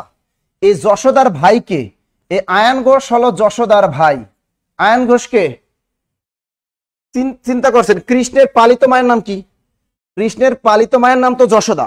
যশোদার আপন ভাইকে আয়ন ঘোষ, সে দৃষ্টিকোণ থেকে কৃষ্ণের মামা হয় কে? আয়ন ঘোষ হয়। অরিজিনাল মামা না, ডুপ্লিকেট মামা। তা কৃষ্ণের ডুপ্লিকেট মামাকে, এই কৃষ্ণের ডুপ্লিকেট মামা হলো আয়ন ঘোষ, হলো ডুপ্লিকেট মামা। তা আয়ন ঘোষ বিয়ে করলো কাকে? সে বিয়ে করলো কিন্তু রাধাকে। বিয়ে করলো কে? রাধাকে। তাই এখন কৃষ্ণের সাথে রাধার সম্পর্ক কি? মামি। কৃষ্ণের সাথে রাধার সম্পর্কটা কি হয়? মামি। এবার ক্লিয়ার? আবার দেখো, এই আয়ন ঘোষের ফুপিকে, এই আয়ন ঘোষের ফুপি হলো বড়াই। আয়ন ঘোষের ফুপিকে বড়াই। এই বড়াই দেখাশোনা করতো কার? এই রাধার। ক্লিয়ার এতটুকু? মনে থাকবে? মাথায় কিছু করে না, প্রচন্ড গরমে স্যার এত প্রেম কোথায় পায় শ্রীকৃষ্ণ স্যার? ওখানে তো এসি আছে। বৃষ্টি শ্রীমঙ্গলে অনেক বৃষ্টি হইতেছে। তুলি বলতেছে অনেক লেসবিয়ান কি স্যার? লেস বিশিষ্ট আর কি? এই লেসবিয়ান কি একজন লিখছে, লেস বিশিষ্ট। তোমরা লেসবিয়ান কি এটা জানো না? ইংরেজি মিডিয়ামে লিখলাম, বাংলা লেসবিয়ান অর্থ কি? লেসবিয়ান অর্থ কি জানো? সমকামী বলা হয়, তাই না? এটাকে সমকামী বলে, সমকামী। ওকে, তাহলে বুড়ি কিন্তু বুড়ি হলে কি হইব? কিন্তু সে ছিল কি? সমকামী টাইপের মহিলা। লেখা শেষ, লেখা শেষ, লেখা শেষ, লেখা শেষ। স্যার সবাই লেসবিয়ান সম্পর্কে জানতে চাইছে, প্লিজ কমেন্ট দেখুন। বাবা, আচ্ছা যাই হোক, বিস্তারিত বলে দিচ্ছি। যাই হোক, এই জিনিসটা এখন এইটা যদি বুঝতে পারেন তাহলে পরেরটা বুঝিয়ে দিচ্ছি। এবার দেখেন, যেহেতু তার বিয়ে হলো আয়ান ঘোষের সাথে, এখন এই সবসময় দেখাশোনার দায়িত্ব ছিল কার উপর? বরের কাছে সবসময় দেখাশোনার দায়িত্ব ছিল, চমৎকার একটা দায়িত্ব দিয়েছিল, তাই না? এখন এই যে চমৎকার দায়িত্বটা দিছিল, তাই সে সবসময় রাধাকে সবসময় কুপ্রস্তাব দিত। কে? ওই বুড়ি। বড়াই সবসময় ওই রাধাকে কুপ্রস্তাব দিত, কিন্তু রাধা ওই কুপ্রস্তাবে কখনোই সাড়া দেয়নি। এই জন্য মনে মনে তিনি চিন্তা করছে যে রাধাকে যখনই পাবে ওরে বিপদে ফেলবে, বিপদে। আর এই লেসবিয়ান টাইপের নারীগুলা, মেয়েগুলা কিন্তু অনেক হিংস্র প্রকৃতির হয়। এই লেসবিয়ান টাইপের মেয়েগুলা সবসময় কি হয়? হিংস্র প্রকৃতির হয়। এগুলো দেখবেন, দেখেন আমরা বিভিন্ন জায়গায় দেখি পত্রপত্রিকায় যে এক মেয়ে আর এক মেয়ের বিয়ে করছে, চাঁদপুর থেকে বরিশাল পিরোজপুর গেছে, এক মেয়ে প্রেমে টানে আর এক মেয়ে, এই মেয়েরা কিন্তু প্রেম করে, এটাকে বলা হয় লেসবিয়ান। তো ওই টাইপের মানুষ উনি খুব হিংস্র প্রকৃতি ছিল। উনি রাধাকে কুপ্রস্তাব দিত, কিন্তু রাধা কখনোই সায় দিত না। এই জন্য রাধার প্রতি প্রতিশোধ নেওয়ার জন্য তিনি মানে অনেক ষড়যন্ত্র করেছিল। যাই হোক, এটা লিখলাম। লিখছেন? এটা পেপার লিখতে পারেন? ওই এবার আবার কয় সমকামী কি? কি অবস্থা যে! এখন আবার এবার বলবে সমকামী কি। দেখছো কত কিছু যে বুঝান লাগবে তোমাদের, আল্লাহ জানে রে। এত কিছু আমি কেমনে যে তোমাদের বুঝাই, আল্লাহ ছাড়া কেউ পারবো না। আচ্ছা যাই হোক, এবার লেখেন, দেখেন, বাংলা সাহিত্যের প্রথম ট্রাজেডি হিসেবে চিহ্নিত করা যায় কোন কাব্যকে? এই শ্রীকৃষ্ণ কীর্তন কাব্যকে। একটা প্রশ্ন লিখে রাখেন, বাংলা সাহিত্যের প্রথম ট্রাজেডি হিসেবে চিহ্নিত করা যায় কোন কাব্যকে? বাংলা সাহিত্যের প্রথম ট্রাজেডি হিসেবে চিহ্নিত করা যায় এই শ্রীকৃষ্ণ কীর্তন কাব্য কি? বাংলা সাহিত্যের প্রথম ট্রাজেডি হিসেবে চিহ্নিত করা যায়। এরপর লেখেন, স্টার দিয়ে লেখেন, গঠন রীতিতে, এটা বিশেষ পরীক্ষা এসেছিল, 37তম বিশেষ পরীক্ষার প্রশ্ন। গঠন রীতিতে শ্রীকৃষ্ণ কীর্তন হলো কি? গঠন রীতিতে শ্রীকৃষ্ণ কীর্তন হলো নাটগীতি বা নাট্যগীতি। দ্রুত লেখো, গঠন রীতিতে শ্রীকৃষ্ণ কীর্তন হলো নাটগীতি বা নাট্যগীতি। এটা বিশেষ পরীক্ষা এসেছিল। এবার লেখেন, প্রকরণের দিক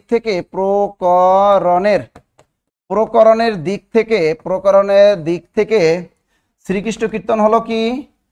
প্রকরণের দিক থেকে শ্রীকৃষ্ণ কীর্তন হলো পদাবলী। প্রকরণের দিক থেকে শ্রীকৃষ্ণ কীর্তন হলো পদাবলী। এবার লেখেন, রস সঞ্চালনের দিক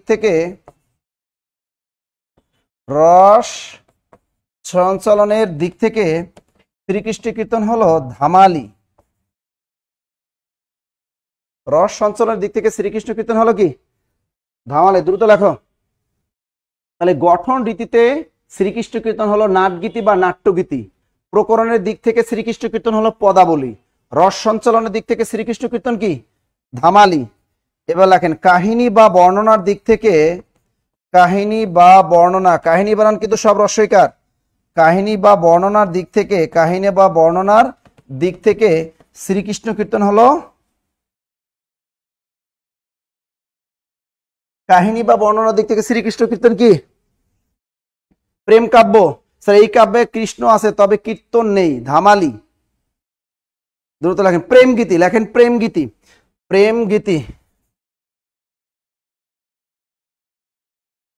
এই পয়েন্ট কটা লিখে রাখেন। এটা কিন্তু অলরেডি বিসিএস পরীক্ষা একবার আসছে, এসেছে। দ্রুত লেখেন। তাহলে গঠন রীতিতে শ্রীকৃষ্ণ কীর্তন হলো নাটগীতি। দেখেন, নাটগীতি বানানে গ আছে, সুতরাং গঠন বানানো গ আছে। তাহলে গঠন রীতিতে শ্রীকৃষ্ণ কীর্তন কি? নাটগীতি বা নাট্যগীতি, অর্থাৎ এটা অভিনয়ের মাধ্যমে এটা দেখানো হয়। আর প্রকরণের দিক থেকে শ্রীকৃষ্ণ কীর্তন এক ধরনের পদাবলী, এক ধরনের কি? পদাবলী। আবার রস সঞ্চালনের দিক থেকে শ্রীকৃষ্ণ কীর্তন হলো ধামালি। আমরা জানি বাংলা সাহিত্যে রস হলো কত প্রকার? 9 প্রকার। আর বৈষ্ণব পদাবলীতে রস আছে কয়টা? 5টা। শান্ত, দাস্য, সখ্য, মধুর এবং বাৎসল্য। তা এই যে দেখেন, পরীক্ষা আবার ধরতে পারে যে শ্রীকৃষ্ণ কীর্তন কাব্যটি কোন রস দিয়ে লেখা। এই শ্রীকৃষ্ণ কীর্তন কাব্যটির ভিতরে কোন রস আছে? এটা কিন্তু শৃঙ্গার রস। শ্রীকৃষ্ণ কীর্তন কাব্যটির ভিতরে কোন রস আছে? শৃঙ্গার রস। আর বৈষ্ণব পদাবলীতে শৃঙ্গের রসকে বলা হয় মধুর রস। এটাও কিন্তু বিশেষ পরীক্ষা এসেছিল। তার রস সঞ্চালনের দিক থেকে শ্রীকৃষ্ণ কীর্তন হলো ধামালি। এখন অনেকের মনে প্রশ্ন জাগতে পারে, স্যার ধামালি কাব্য কাকে বলে? তা লিখে রাখেন, যে ধরনের কাব্যে কপট, ভণ্ডামি এবং লুচ্চামি থাকে তাকে ধামালি কাব্য বলে। দেখেন কালি শেষ কি কয়, দেখেন যে ধরনের কাব্যে কপট, ভণ্ডামি এবং লুচ্চামি থাকে তাকে ধামালি কাব্য বলে। দ্রুত লেখেন, যে ধরনের কাব্যে কপট, ভণ্ডামি এবং লুচ্চামি থাকে তাকে ধামালি কাব্য বলে। দ্রুত লেখেন, এগুলো বিশেষ পরীক্ষায় ধরে কিন্তু। এখান থেকে রস থেকে বিশেষ পরীক্ষায় ধরছিল কিন্তু যে বৈষ্ণব পদাবলীতে শৃঙ্গের রসকে বলা হয় কি? মধুর রস। যাই হোক, লেখো রস সঞ্চালনের দিক থেকে শ্রীকৃষ্ণ কীর্তন হলো ধামালি লিখছেন। ধামালি কাব্য কাকে বলে? যে ধরনের কাব্যে কপট, ভণ্ডামি এবং লুচ্চামি থাকে তাকে ধামালি কাব্য বলে। এরপর লেখেন, কাহিনী বা বর্ণনার দিক থেকে শ্রীকৃষ্ণ কীর্তন হলো প্রেম গীতি। দ্রুত লেখেন, কাহিনী বা বর্ণনার দিক থেকে শ্রীকৃষ্ণ কীর্তন হলো কি? প্রেম গীতি। দ্রুত লেখেন,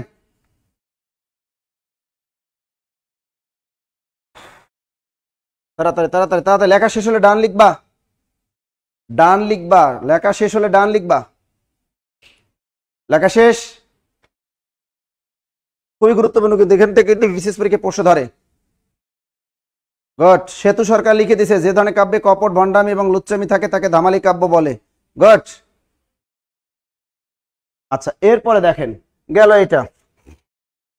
এরপরে আমরা কি লিখবো? এই কাব্যে শ্লোক আছে, শ্রীকৃষ্ণ কীর্তন কাব্যে শ্লোক আছে কয়টি? এ কাব্যে শ্লোক আছে কয়টি? এ কাব্যে শ্লোক আছে 161টি। 161টি শ্লোক আছে। তাই শ্রীকৃষ্ণ কীর্তন কাব্যে শ্লোক আছে কয়টি? 161টি। লিখছেন, পদ সংখ্যা আছে 418টি। শ্রীকৃষ্ণ এ কাব্যে পদ সংখ্যা আছে 418টি। এ কাব্যে পুঁথির সংখ্যা আছে, পুঁথি আছে কতটি? পুঁথির সংখ্যা আছে 452টি।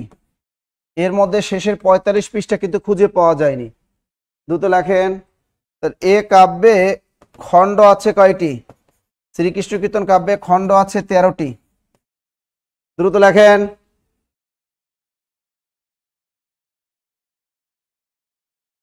দ্রুত। তাহলে আমরা কি লিখলাম? এ কাব্যে শ্লোক আছে কয়টা? এ কাব্যে শ্লোক আছে 161টি। যা লিখে দিচ্ছি বাজারে গাইডে এত কিছু পাবেন না, কারণ বিশেষ পরীক্ষা মানে ভিন্ন কিছু। বিশেষ পরীক্ষা মানে নতুনত্ব, আর লিটারেচার মানে ভিন্ন কিছু প্রশ্ন। আর প্রশ্ন সবসময় বানিয়ে দিবে, এটাই নিয়ম। তা শ্রীকৃষ্ণ কীর্তন কাব্যে শ্লোক আছে কয়টি? 161টি। শ্রীকৃষ্ণ কীর্তন কাব্যে পদ সংখ্যা কয়টি? 418টি। পুঁথি সংখ্যা কয়টি? 452টি। শ্রীকৃষ্ণ কীর্তন কাব্যে খণ্ড আছে 13টি। দ্রুত লেখেন। পুঁথি বানানে চন্দ্রবিন্দু হবে না, রিক্তা আক্তার। পুঁথি বানানে কোনো চন্দ্রবিন্দু হবে না। ঠিক আছে। শ্রীকৃষ্ণ কীর্তন কাব্যে রাগ আছে কয়টি? 32টি। শ্রীকৃষ্ণ কীর্তন কাব্যে গানের রাগ আছে কয়টি? 32টি। আর চর্যাপদে গানের রাগ ছিল কিন্তু 16টি। এ ডাবল। শ্রীকৃষ্ণ কীর্তন ওটার নাম কি? চর্যাপদে গানের রাগ ছিল কয়টা? 16টি। এর ডাবল মনে রাখবা শ্রীকৃষ্ণ কীর্তন কাব্যে। তা শ্রীকৃষ্ণ কীর্তন কাব্যে গানের রাগ ছিল কয়টি? 32টি। গানের রাগ ছিল 32টি। দ্রুত লেখো, দ্রুত। আচ্ছা দেখেন, এবার আমরা খণ্ড পাইলাম কয়টা? 13টা।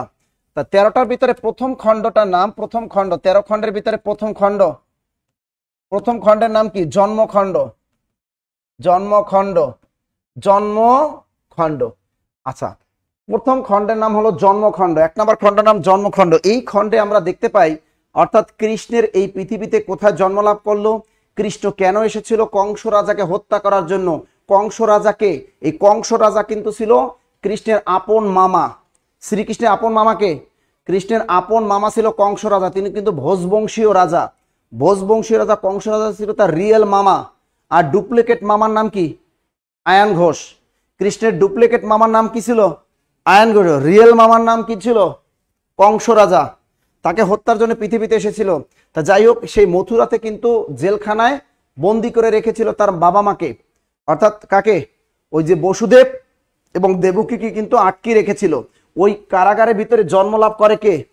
আমাদের কৃষ্ণ জন্মলাভ করে কারাগারে। জন্মের পর তাকে কিন্তু যমুনা নদীর অপর প্রান্ত বৃন্দাবনে নন্দগোপ এবং যশোদার কাছে পাঠিয়ে দেওয়া হয়েছিল।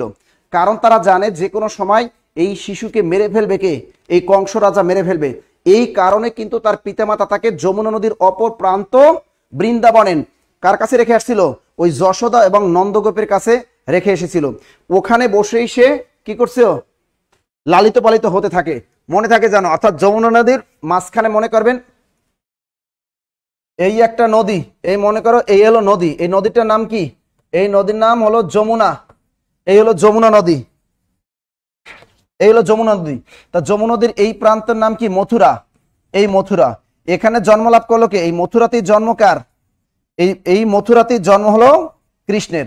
আবার দেখো এই পাশের স্থানের নাম কি? বৃন্দাবন। বৃন্দাবন, নদীর অপর প্রান্তের নাম বৃন্দাবন। বৃন্দাবনে এই যে দেখেন, জন্মের পরে তাকে এই শিশুকে কই পাঠাই দেওয়া হয়? কৃষ্ণকে এই যমুনা নদীর অপর প্রান্ত এই বৃন্দাবনে পাঠিয়ে দেওয়া হয়। এই বৃন্দাবনে কিন্তু রাধার জন্মস্থান কোথায়? এই বৃন্দাবনে। দুই প্রান্তে নদীর এপার ওপার কিন্তু তাদের জন্ম। তা এখানে জন্মলাভ করছে কিন্তু রাধা কিন্তু এখানে জন্ম। তাই কৃষ্ণ যেহেতু লালিত পালিত বড় হয়েছে কোথায়? এই বৃন্দাবনে কিন্তু কৃষ্ণ লালিত পালিত এবং বড় হয়েছিল। কার কাছে? যশোদা এবং কার কাছে? যশোদা এবং নন্দগোপের কাছে কিন্তু তার সে লালিত পালিত হয়েছিল এবং একজন রাখাল বালক হিসেবে পরিচিতি লাভ করেছিল কৃষ্ণ।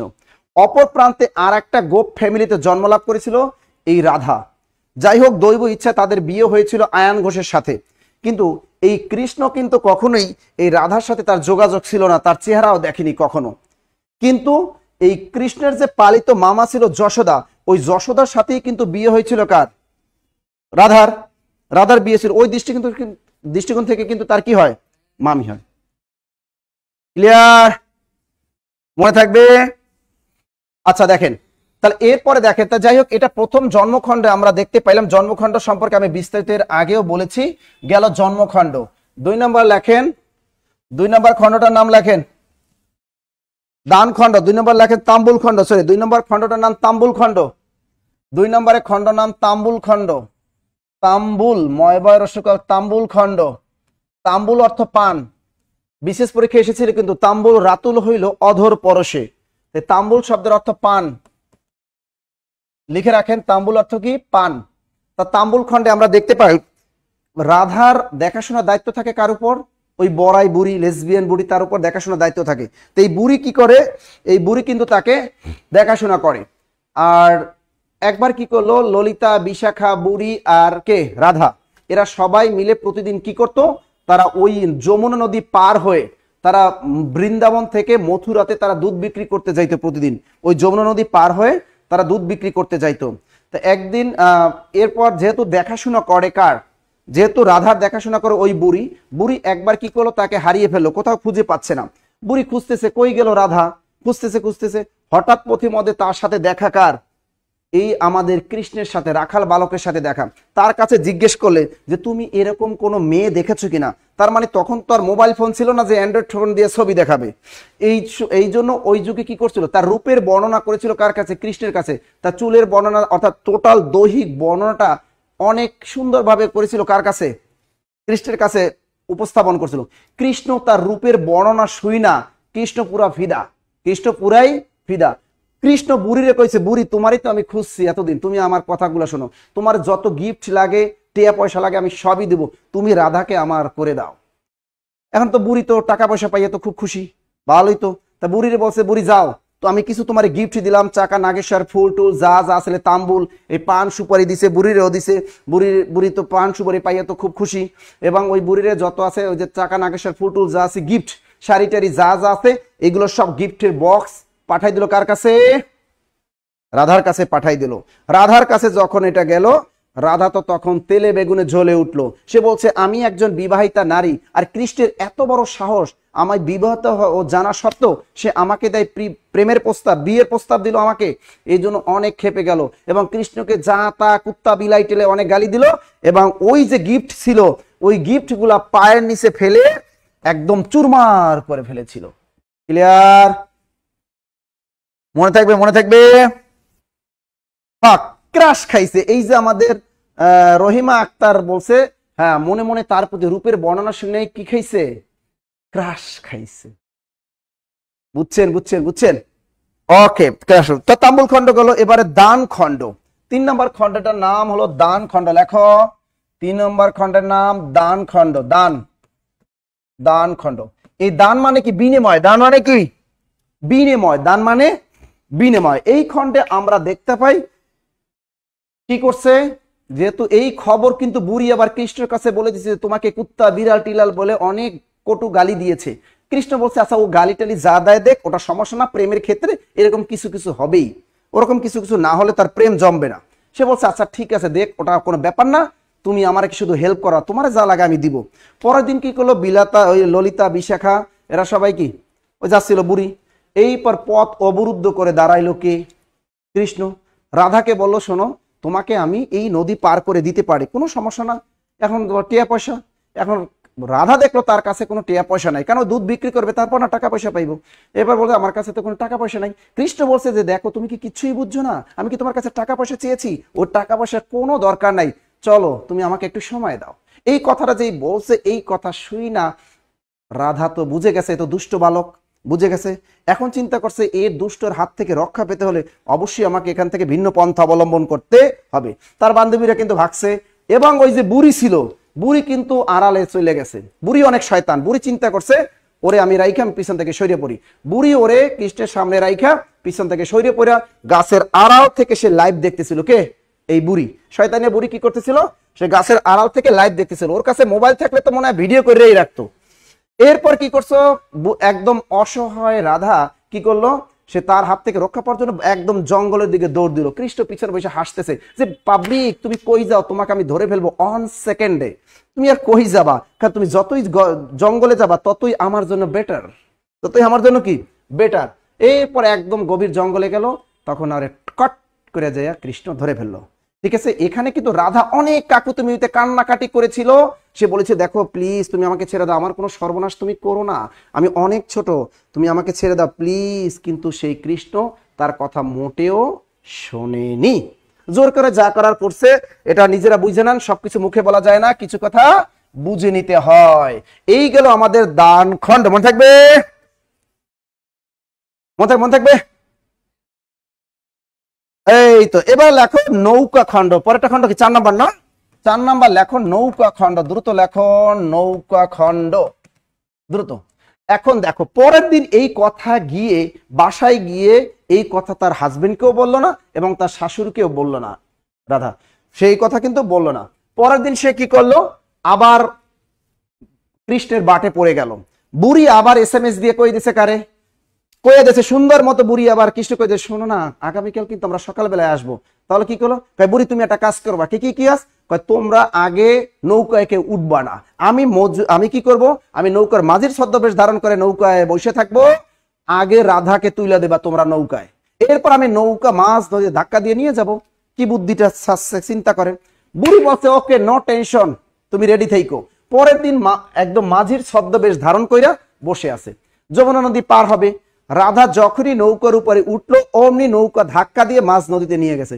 মাঝ নদীতে নিয়ে যায় নিজের পরিচয় দিচ্ছে যে তুমি কি আমাকে চিনতে পেরেছো, কে আমি? আমি যে সেই গতকাল দুষ্ট বালকটা, ওই দুষ্ট বালকটাই হলাম আমি।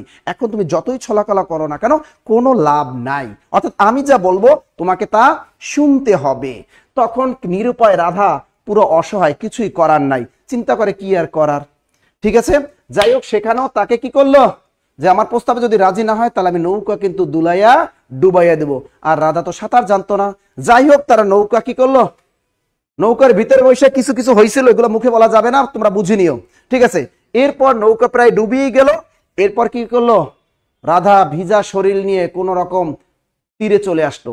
রাধা চালাক কি খাটাইলো, রাধা চিন্তা করতেছে আমার এই ভিজা শরীর যদি আমার বান্ধবীরা দেখে ওরা সন্দেহ করবে, তাই সে বান্ধবীদের কাছে মিথ্যা কথা বলল যে মাঝ নদীতে প্রচন্ড ঝড় উঠেছিল, ঝড়ে নৌকা উল্টে গিয়েছিল, এই কৃষ্ণই আমাকে বাঁচিয়েছে, ও না থাকলে আমি তো মরেই যেতাম। কথাটা কে বলেছে? রাধা। দেখছেন প্রেমের ক্ষেত্রে কত রোমান্টিক বাক্য এবং মিথ্যা কথা বলা লাগে। মনে থাকবে? বুঝছেন বুঝছেন বুঝছেন। নৌকা খণ্ড শেষ, এবার কোন খণ্ড?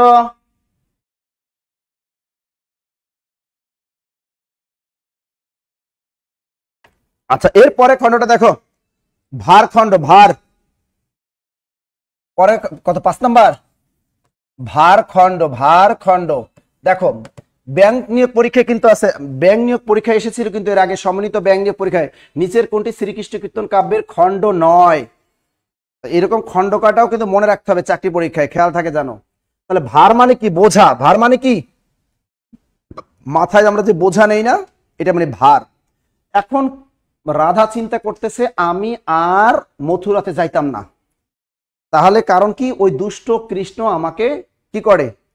উল্টাপাল্টা করে, এই জন্য আমি আর যাব না। সে স্থির করছে, স্বামীরে বলছে আমি আর যাইতাম না। কেন যাব না? কোনো জবাব নাই। এখন কৃষ্ণ তো পাগল, কার জন্য? রাধার জন্য। কখন সে আসবে? কিন্তু পথিমধ্যে তাকিয়ে থাকে, তার প্রিয় নায়িকা আর আসে না। তখন সে কি করলো? তখন সে গিয়ে ওই বুড়ির আবার এসএমএস, এই বুড়ি তুমি তাড়াতাড়ি আসো, আমার নায়িকা কই? বুড়ি কইতেছে ও তো আর আসবে না।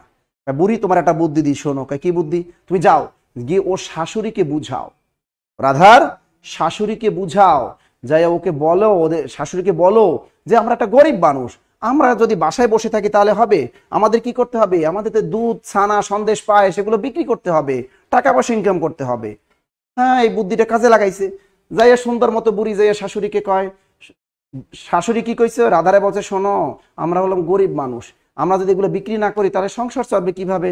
বৌমা তুমি আগামীকাল সকালে কি করো? আবার মথুরাতে যাও দুধ বিক্রি করতে। ক্লিয়ার? তার লাইন ক্লিয়ার। বুড়ি আবার এসএমএস দিল কাকে? কৃষ্ণকে। বললো, এসএমএস দিয়ে বললো যে কৃষ্ণ তুমি রেডি থেইকো। রাধা কিন্তু চালাক, তুমি রেডি থেইকো, কেন টেনশন, আমি রেডি। এবারে কিন্তু ছদ্মবেশ ধারণ করে, মজুরির ছদ্মবেশ ধারণ করলো কৃষ্ণ, এবং রাধা ওই দুধের কলসি বা মাথায় ওই যে বোঝা নিয়ে হাঁটতে হাঁটতে ক্লান্ত হয়ে পড়লো, পথিমধ্যে বসে পড়লো। প্রচন্ড রৌদ্র, এই রৌদ্রের ভিতরে অবস্থা তো খারাপ। এরপরে কৃষ্ণ এসে হাজির, বললে শোনো, তোমার এই যে দুধের পসরা যা আছে এগুলো আমি মাথায় করে মথুরাতে একদম পৌঁছে দিব, কিন্তু বিনিময়ে আমার কিছু দিতে হবে। এ কথাটা কি বললো কৃষ্ণ? এইবার কিন্তু বুঝে চিনে ফেললো কে? রাধা কিন্তু তাকে চিনে ফেলছে। ওরে দুষ্ট শালা, তুমি আবার এই মজুরের ছদ্মবেশ ধারণ করছো, দাঁড়াও তোমাকে দেখাচ্ছি মজা। তখন রাধা কি করলো? তাকে বলছে আচ্ছা ঠিক আছে, তোমার প্রস্তাবে আমি রাজি, এবার তুমি আগে কি করো, আমার এই পসরাগুলা তুমি মথুরা পর্যন্ত পৌঁছে দাও। তখন মাথায় করে কৃষ্ণ কি করলো? ওই মথুরা পর্যন্ত পৌঁছে দিল। মনে থাকবে? মনে থাকবে? মনে থাকবে? মনে থাকবে? এ তোমরা কি কমেন্ট করো রে? আমি তো কমেন্ট পড়ার টাইম পাই না, তোমাকে এত কমেন্ট করো তোমরা, লেখার টাইম পাও কই? আচ্ছা এবার লেখো ছত্রখণ্ড, দ্রুত লেখেন। এবার কোনটা?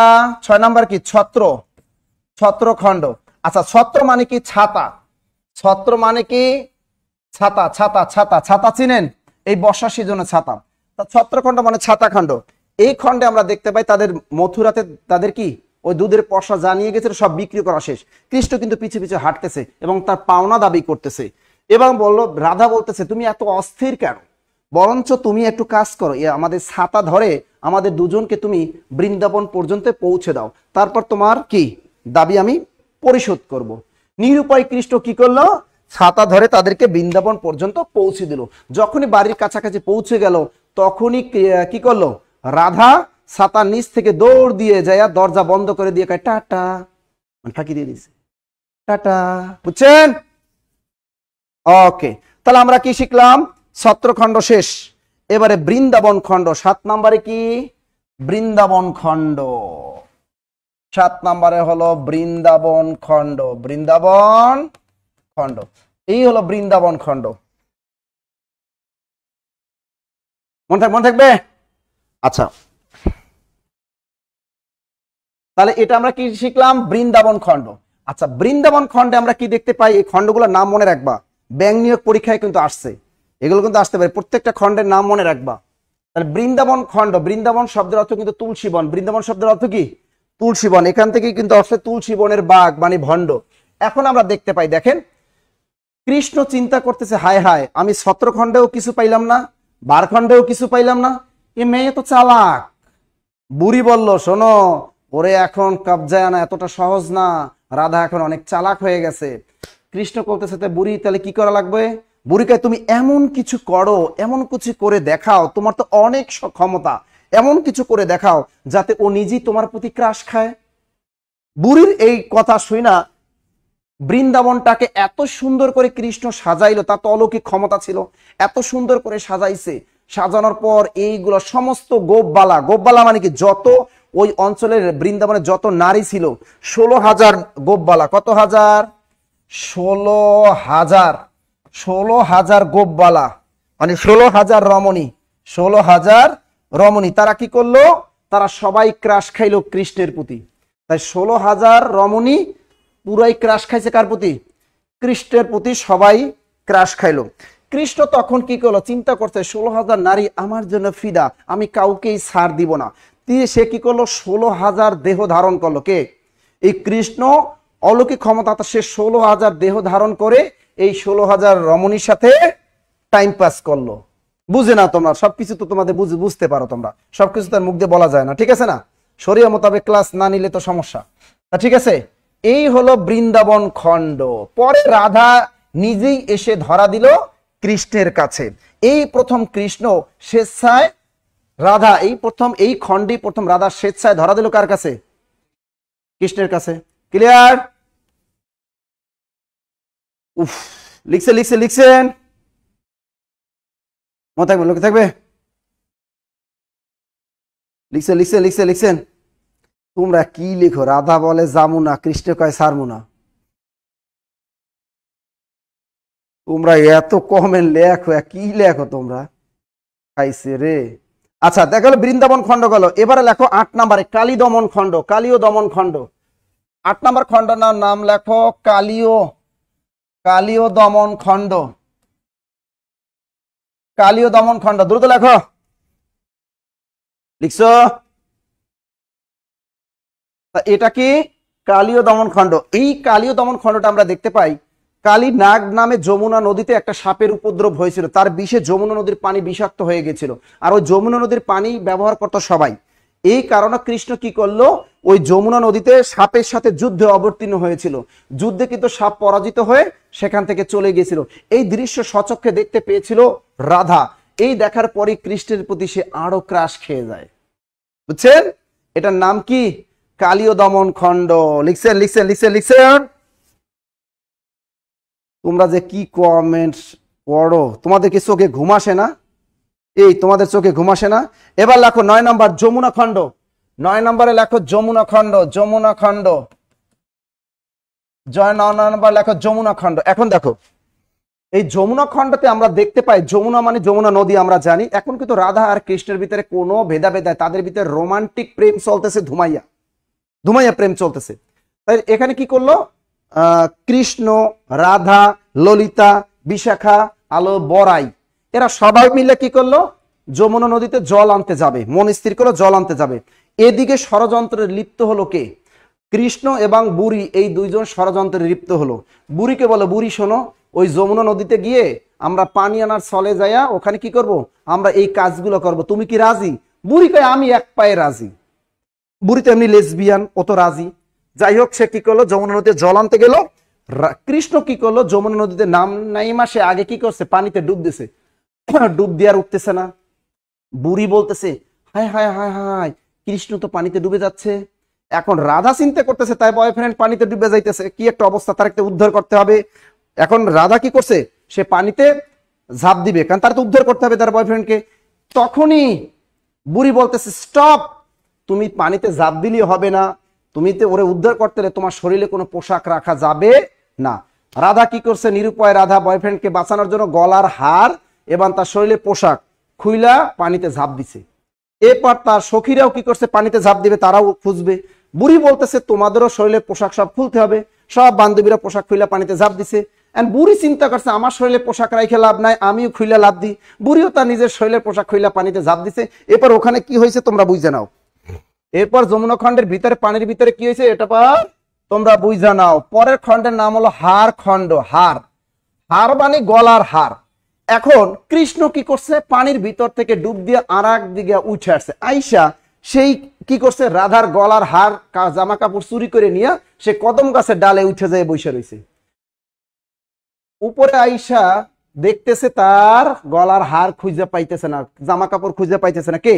রাধা দেখতেছে এগুলো তো খুঁজে পাইতেছে না। সে বুঝে গেছে এটা নিশ্চিত কৃষ্ণের কাজ, তাই সে কৃষ্ণের কাজ, তাই সে কি করছো, তেলে বেগুনে জ্বলে উঠলো। কারণ সে জানে তার হাজবেন্ড যদি দেখে তার গলায় হার নাই তাহলে ধরে শেষ পে, তাই না? ধরে কি করবে? শেষ পে। এই জন্য সে কি করলো,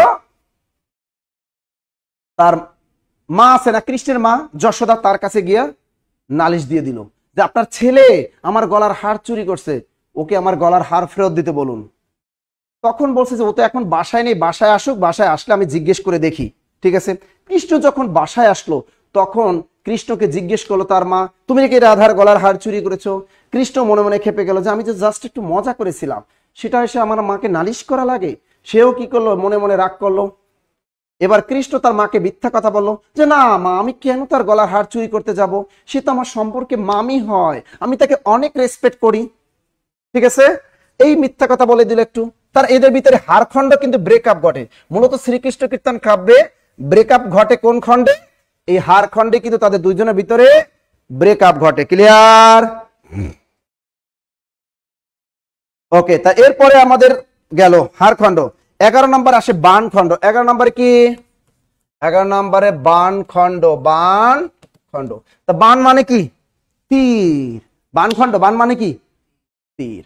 বাণ মানে তীর। এখন দেখো হারখণ্ডে যেহেতু তাদের ভিতরে ব্রেকআপ, কৃষ্ণ রাধা কিন্তু এখন আর সহ্য করতে পারে না কাকে? কৃষ্ণকে সহ্য করতে পারে না, তাদের ভিতরে ব্রেকআপ হয়ে গেছে। এখন কি করার? বুড়িরই কইছে শোনো, বুড়ি যাইয়া কৃষ্ণের কইছে শোনো, তুমি এখন আর কাজ হইতো না। কি? তুমি এখন আর কাজ হইতো না, তুমি এমন কিছু করো যার মাধ্যমে ও তোমার প্রেমে আবার আসক্ত হয়। যাই হোক, পুষ্পধনুর সাহায্যে, আমরা জানি কাম দেবতা একজন আছে যাকে বলা হয় প্রেমের দেবতা। এই পুষ্পধনু নিক্ষেপ করেছিল কার প্রতি? পুষ্পধনু মারছিল কার প্রতি? রাধার উপরে পুষ্পধনু মেরেছিল। এরপর সে কি প্রেমে পাগল হয়ে গেছিল, অজ্ঞান হয়ে গেছিল। অজ্ঞান হয়ে আবার তাকে জীবিত করে ফেলেছিল এবং তাদের ভিতরে আবার মিলন হয়েছিল। সে কোনটা? এই বাণ খণ্ডে। 12 নম্বর খণ্ড হলো বংশী খণ্ড। 12 নম্বর খণ্ডের নাম কি? বংশী খণ্ড। বংশী মানে কি? বাঁশি। লিখছেন? মনে থাকবে। তা দেখো এই বংশী খণ্ড, বংশী মানে কি? বাঁশি। এই খণ্ডে আমরা, বংশী খণ্ডে আমরা দেখতে পাই সবচেয়ে রোমান্টিক খণ্ড বলা হয় কাকে? শ্রীকৃষ্ণ কীর্তন কাব্যের ভিতরে সবচেয়ে রোমান্টিক খণ্ড বলা হয় কোনটাকে? এই বংশী খণ্ডকে বলা হয় সবচেয়ে রোমান্টিক খণ্ড। কারণ এই খণ্ডে বলতে পাই রাধা কৃষ্ণকে ছাড়া বাঁচে না, আর কৃষ্ণ রাধাকে ছাড়া থাকতে পারে না। দুজন দুজনকে ছাড়া কিছুই বুঝে না। তখন আর মোবাইল ফোন ছিল না, যে কারণে তাদের যোগাযোগের প্রধান মাধ্যমই ছিল এই বাঁশি। যখনই কৃষ্ণের প্রয়োজন পড়ে এই রাধাকে, তখনই সে বাঁশিতে সুর তুলতো। তেমনি ওই বাঁশির সুর শুনে দূর দূর করে চলে যেত কে? রাধা চলে যেত। এরকম দিন নাই রাত নাই, যখন তার প্রয়োজন পড়তো তখনই তার বাঁশিতে সুর তুলতো। এমনও হয়েছে যে অনেক সময় রান্না বান্না করতে বসছে কে? রাধা রান্না বান্না করতে বসছে, তখনই বাঁশিতে সুর তুলছে। তার রান্না শেষ, ওই লবণ হলুদ মরিচ বেশি দিয়ে দিছে, রান্না পুরো নষ্ট হয়ে যাইতো। এরকম অবস্থা তার। আবার স্বামীর কাছে ধরা খাওয়ার একটা উপদ্রব হয়েছিল। পরে বুড়ির কাছে রাধা জিজ্ঞেস করলো, এই বুড়ি তুমি আমাকে একটা বুদ্ধি দাও তো, এ তো আমাকে অনেক জ্বালায়। দেখা কখন না আমি আমার হাজবেন্ডের কাছে, আমি যে পরকীয়া প্রেম করতেছি, হাজবেন্ডের কাছে কখন না যেন আমি ধরা খেয়ে যাই। তখন বুড়ি বুদ্ধি দিল, শোনো তোমাকে আমি একটা বুদ্ধি দিই, যাও ও সারা রাত কৃষ্ণ বাঁশি বাজিয়ে কদম গাছের নিচে ঘুমায়ে থাকে, ওর মাথার কাছ থেকে বাঁশিটা চুরি করে ফেলো, তার বাঁশি বাজাতে পারবে না, তোমাকে কাছে ডাকতে পারবে না। বুড়ির কথা মতো কি করলো, এই রাধা গিয়ে কৃষ্ণের মাথার কাছ থেকে ঘুমন্ত অবস্থায় তার কাছ থেকে বাঁশিটা চুরি করে নিয়ে আসলো। যখন ঘুম ভেঙে গেল কৃষ্ণের, দেখে তার মাথার কাছে বাঁশি নেই, তখন সে কি করলো, তখন সে চিন্তা করলো নিশ্চিত এটা রাধার কাজ। সে রাধার কাছে আসলো বাঁশি ফেরত নিতে। তখন রাধা তাকে বলল যে আমি তোমাকে বাঁশি ফেরত দিতে পারি, কিন্তু শর্ত প্রযোজ্য। বলছে কি শর্ত বলো? কথা দিতে হবে আমাকে তুমি আর কখনো আমাকে ছেড়ে কোথাও যাবে না এবং আমাকে ভুলে যেতে পারবে না। তখন কৃষ্ণ বললে আচ্ছা ঠিক আছে, আমি তোমাকে ছেড়ে কোথাও যাব না এবং তোমাকে আমি ভুলে যাব না, এই শর্তে বাঁশিটা ফেরত দিয়ে দিল। ওকে, এরপরে লাস্ট খণ্ড 13 নম্বর খণ্ড, বিরহ খণ্ড। 13 নম্বর খণ্ডের নাম কি? বিরহ খণ্ড, লাস্ট খণ্ড লিখছে। এত কিছু, একটা কথা, একটা স্বপ্ন নিয়ে একটা সুন্দর কথা বলছে, এত কিছু হয়ে যায় এদিকে হাজবেন্ড কিছুই টের পায় না। হ্যাঁ, এরকম আসলে পরকীয় প্রেমের ক্ষেত্রে এরকম মদনা মার্কা হাজবেন্ড থাকা দরকার, নাহলে তো কট খেয়ে যাবে।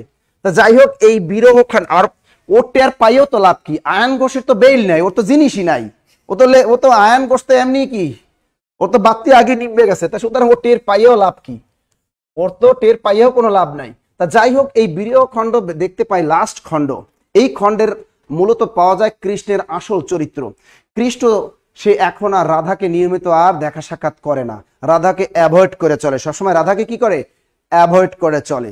তখন রাধা তো এদিকে ছটপট করতেছে, রাধা তো পাগল, কৃষ্ণর জন্য পাগল। আর কৃষ্ণ কিন্তু এখন আর পাগল না রাধার জন্য, অর্থাৎ এখন আর তার রাধাকে ভালো লাগে না, কৃষ্ণের এখন আর রাধাকে ভালো লাগে না, সে তাকে অ্যাভয়েড করে চলে।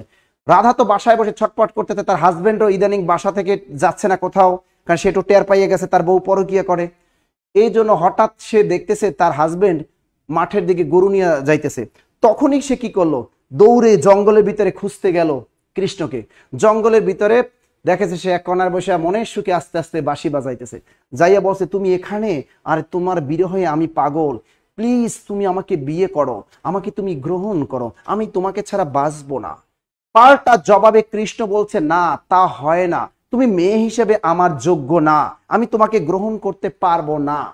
অনেক কান্নাকাটি করে তারপর বলছে যে না, তুমি আমার মনে অনেক কষ্ট দিয়েছো, তুমি আমাকে অনেক কটু কথা বলেছো, তুমি আমাকে কুত্তা টুত্তা বিলাই টিলে কত কিছু যে আমার গালি দিছো, আমি তোমাকে বিয়ে করতে পারবো না।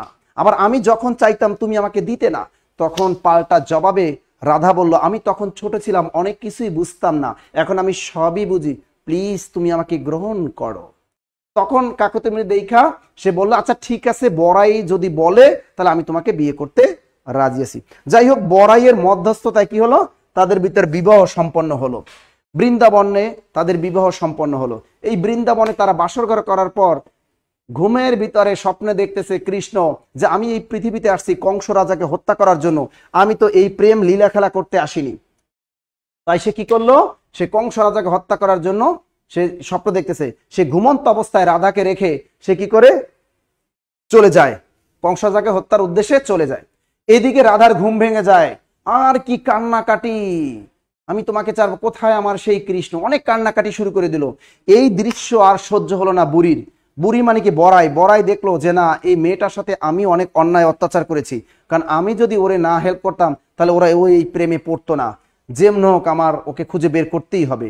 তারপর রাধা তাকে রিকোয়েস্ট করে, বুড়ি তুমি যেমনে হোক তুমি আমার কৃষ্ণকে এনে দাও আমার সামনে, আমার কাছে ওকে আমি চাই, ওকে ছাড়া আমি বাঁচবো না। বুড়ি কি করছে? তখন সারা জঙ্গল খুঁজতেছে, বৃন্দাবন খুঁজতে খুঁজতে খুঁজতে খুঁজতে অনেক কষ্টে তাকে খুঁজে পায়। বুড়ি যায় বলে যে শোনো, তুমি একটি বার হলেও রাধাকে দেখা দাও, ও আর মনে হয় বাঁচবে না। তখন পাল্টা জবাবে বুড়ির কাছে কৃষ্ণ বলল যে না, তা আর হয় না, আমি ধন দৌলত সম্পত্তি যা আছে সবকিছু সহ্য করতে পারি, কিন্তু কারো কটু কথা সহ্য করতে পারি না। ওই রাধা আমাকে কটু কথা বলেছে। এটাই ছিল মূলত শ্রীকৃষ্ণ কীর্তন কাব্যের লাস্ট উক্তি। এরপর এই কাব্যের শেষের 45টা পৃষ্ঠা সেরা অবস্থায় পাওয়া যায়। এই জন্য এই কাব্যের কাহিনী কি এরপরে সেটা আমরা আর জানি না, এখানেই স্টপ। ক্লিয়ার? মনে থাকবে? হ্যাঁ, এবার একটু আপনারা কমেন্ট করেন, এবার একটু আপনাদের কমেন্ট গুলো এবার একটু আমি একটু পড়ি। আমি তো এতক্ষণ যদি আপনাদের কমেন্ট গুলো পড়তাম তাহলে আমি আর এই ক্লাস শ্রীকৃষ্ণ কীর্তনের ক্লাস আমি নিতে পারতাম না। তবে ক্লাসের এই 13টা খণ্ড আমি অনেক শর্টকাট মানে খুব সংক্ষেপে আপনাদের জাস্ট একটু বুঝিয়ে দিলাম, ঠিক আছে? শরিয়া মোতাবেক একটু বুঝিয়ে দিলাম, আপনারা যতটুকু বুঝতে পারছেন ততটুকু বুঝতে পারলেই হবে। ক্লিয়ার? আচ্ছা, ক্লাসটা কেমন লাগলো একটু কমেন্ট করে জানান। ক্লাসটা কেমন লাগলো কমেন্টে জানান, দ্রুত জানান ক্লাসটা কেমন লাগলো। কুয়াশার অন্তলায় স্যার আহারে এ যুগের পোলাপান এই প্রেমের কিছুই বুঝে না। মৃত্তিকা মির্জা স্যার সবাই অজু করে নামাজ পড়েন এখন। এবার কেমন কথা, আজান দিছে, আজানই তো দেয় নাই। চায়না লিখছেন বড়াই সেতু সরকার একটা রাধা কৃষ্ণ প্রেমের দুটি অসমাপ্ত কাব্য কাহিনী। হ্যাঁ, এই কাব্যটা কিন্তু অসমাপ্ত, শ্রীকৃষ্ণ কীর্তন কাব্যের কাহিনী কিন্তু অসমাপ্ত, কারণ এই কাব্যের কাহিনী পরবর্তীতে কি হয়েছিল তা কিন্তু আমরা জানি না। এমনই হয় এখন, রাধা চায় কিন্তু চায় না। আপনার সবকিছু না জেনে ফালতু কথা বলেন কেন? মধুজনী লীলা শেখ অসাধারণ, আলহামদুলিল্লাহ। যারা স্বার্থপর হবেন না, কারো ক্ষতি করলে পুষিয়ে দেওয়ার চেষ্টা করবেন। শফিক তুইন কি লিখছো? ফুলের কলি এই সর্বনষ্টই না হইলো, কিচ্ছুটা হইলো না। দেখি স্যার, দেখি রাধাকৃষ্ণের প্রেম কাহিনী শুনে নিজের কলিজা নিচে স্যাত করে উঠতেছে। শাহজাদা হোসেন শাহরিয়ার অসাধারণ, আলহামদুলিল্লাহ। আবু তাল্লাহ আসাদ রোমান্টিক সঙ্গে কিসের মেশিন, কিছুই তো বুঝলাম না। সাবরিনা মমতাজ সুদা কি লিখছে? মেশিন নষ্ট, কাছে আসবে না। কিসের মেশিন, কিছুই তো বুঝলাম না। তুমি কি কমেন্ট করো তোমরা? চমৎকার, স্বাদ মিটে গেছে, পানির নিচে ব্যাপারটা দারুণ ছিল। শফিক তুইন তুমি আবার কি পানির নিচে হারাই গেছিলা? এই আমি যখন এই কাহিনীগুলো বলছি আপনারা কি ওই ওই মানে মানে একদম মানে ডিপলি কাহিনীতে বাস্তব জীবনে চলে গেছিলেন আপনারা? হ্যাঁ, দেখি দেখি, অসাধারণ, খুব ভালো লাগছে স্যার। দীপক সুরাইয়া ইসলাম ঐশী, ভালোই লাগছে স্যার, খুব রোমান্টিক ছিল, অসাধারণ। অসাধারণ ছিল নাকি সুলতানা? ওকে, যাই হোক, আমাদের বিসিএস এর ক্লাস ছিল এইটা। যারা 49তম বিসিএস এ ভর্তি হবেন তারা আমাদের ধারাবাহিকভাবে এর পরবর্তী ক্লাসটা হবে, এটা উন্মুক্ত করা হবে না। পরবর্তী যে ক্লাসটা হবে সেটা হবে বৈষ্ণব পদাবলী, বৈষ্ণব মধ্যযুগ। এরপরে আমরা পড়াবো বৈষ্ণব পদাবলী। বৈষ্ণব পদাবলীর পরে আমরা পড়াবো হলো মঙ্গল কাব্য, মনসা মঙ্গল, চণ্ডী মঙ্গল, অন্নদা মঙ্গল, এইগুলো আমরা পড়াবো। তার নেক্সট টপিকটা হবে বৈষ্ণব পদাবলী এবং মঙ্গল কাব্য। মনে থাকে জানো, নেক্সট টপিকটা হবে মঙ্গল কাব্য। ইনশাল্লাহ যারা ভর্তি হন নাই আমাদের বিসিএস ব্যাচে ভর্তি হতে পারবেন, কারণ আমাদের 49তম বিসিএস কোর্স ফি অনলাইন মাত্র 4000 টাকা, আর অফলাইন মাত্র 8000 টাকা। অফলাইন মাত্র 8000 টাকা। এর সাথে সকল লেকচার শিট, লাইব্রেরি সুবিধা ফ্রি। সকাল 9টা থেকে রাত 9টা পর্যন্ত লাইব্রেরি সুবিধা ফ্রি। মিরপুর 10 ফলপটি সামাদ ম্যানশন 3য় তলা। লাইব্রেরি সম্পূর্ণ ফ্রি এবং এক্সাম ব্যাচ সম্পূর্ণ ফ্রি। এক্সাম ব্যাচও সম্পূর্ণ ফ্রি। স্যার শেষ খণ্ডটা জানলে ভালো হতো। নৌকাটা মোহাম্মদ আয়ুব স্যার যেভাবে বলেন মনে হয় লাইভ টেলিকাস্ট চলছে। ওরে বাবারে, মনে হয় লাইভ টেলিকাস্ট কথা। জি স্যার, কল্পনার জগতে ছিলাম এতক্ষণ। ভোরে শিশির, ভেরি গুড স্যার। এরা সিনেমার সকল সিন অনুভব করছে মনে হচ্ছে কুয়াশা অন্তরালে। আর এগুলো কি সত্য ঘটনা? আরে না, প্রেম ছাড়া কিছুই বুঝে না পোলা পায়নি। তোমরা যে কি কমেন্ট করছো, আমি যদি এই কমেন্টের জবাব দিতাম। উফ, পথ প্রকরণ পড়াবো, সমস্যা নাই। পথ প্রকরণ না হইলে পড়াবো, কোনো সমস্যা নাই। এমন কোনো টপিক নাই বিসিএস এ আপনাদের পড়াবো না, কারণ আমরা বিসিএস এ ওইভাবেই ক্লাসগুলো নিয়ে থাকি, বেসিক ক্লাসগুলো। ওকে, যাই হোক, এই যে দেখেন এটা আপনারা যারা এখানে আমাদের হটলাইন নাম্বারটা আমরা দিয়ে দিচ্ছি আপনাদেরকে 01901519501। হোয়াটসঅ্যাপ নাম্বার আপনাদেরকে দিয়ে দিলাম ভর্তির ক্ষেত্রে। হোয়াটসঅ্যাপ নাম্বারটা আপনাদেরকে দিয়ে দিলাম, ঠিক আছে? যাই এতক্ষণ যারা কষ্ট করে আমাদের ক্লাসটা করলেন, ক্লাসটা শেয়ার করছেন। স্যার আমি প্রাইমারি কোর্সে ভর্তি হতে চাই। আপনারা যারা প্রাইমারি কোর্স, নিবন্ধনের কোর্স 10 থেকে 20তম গ্রেডের কোর্সে যারা ভর্তি হতে চান তারা এই হটলাইন নাম্বারে যোগাযোগ করেন। হ্যাঁ, হটলাইন নাম্বারে যোগাযোগ করেন। মিনমিন আসাদ লিখছে মিনমিনের শয়তান যারা, তারা কমেন্ট করে নাই। স্যার সবাইকে বিয়ের ব্যবস্থা করে দেন, এরকম কথা। স্যার আমি মেসেজ পাইনি, পেয়ে যাবেন। ওকে, যাই হোক, এতক্ষণ যারা কমেন্ট করছো তাদেরও অসংখ্য ধন্যবাদ। যারা কমেন্ট করেন নাই তাদেরও অসংখ্য ধন্যবাদ। যারা এতক্ষণ ক্লাসটা করলেন তাদেরও অসংখ্য ধন্যবাদ। ঠিক আছে, ভালো থাকবেন, সুস্থ থাকবেন। স্যার আমি খাদিজা, আমিও ভর্তি হব। যারা ভর্তি হবেন তারা এই হটলাইন নাম্বার, যে কোর্সে যারা ভর্তি হবেন তারা এই হটলাইন নাম্বারে যোগাযোগ করেন। বিসিএস প্রাইমারি নিবন্ধ 10 থেকে 20তম গ্রেড এবং নিবন্ধ লিখিত ব্যাচ, এই যে কোর্সে ভর্তি হবেন তারা এই নাম্বারে হটলাইনে হোয়াটসঅ্যাপে কল দিয়ে ভর্তি সম্পন্ন করতে পারবেন। ক্লিয়ার? নাজির স্যার ব্যতীত এই ক্লাস কেউ এত সহজ করে পড়াতে পারবে না, একা পাখি লিখছে।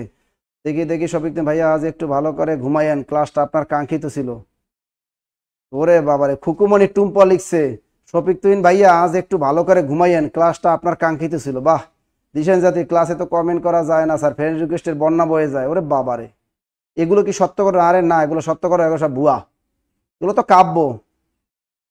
বলে বিয়ে হবে, কমেন্টগুলো পড়ার অনুরোধ করে। তোমাদের এই যে কমেন্টগুলো যে কি করছে, কমেন্টগুলো আমি যদি পড়ি তাহলে আর একজন লোক নিয়োগ দেওয়া লাগবে কমেন্ট পড়ার জন্য। ঠিক আছে, যাই হোক, আসল কথা হলো বাংলা লিটারেচার মানে এরকম লিটারেচার পড়তে হলে এরপরে আরও সামনে বৈষ্ণব পদবীতে আরও রোমান্টিক কাহিনী আছে, মঙ্গল কাব্যে রোমান্টিক কাহিনী, অর্থাৎ মধ্যযুগের সাহিত্য মানে রোমান্টিকে ভরপুর। মধ্যযুগের সাহিত্য এবার রোমান্টিক প্রণয় প্রকানে ইসুফ জেলেখা, শিরি পরাত, লাইলি মজনু, অনেক রোমান্টিক কাহিনী আছে, পদ্মাবতী, অস্থির কাহিনী আমাদের সামনে আছে।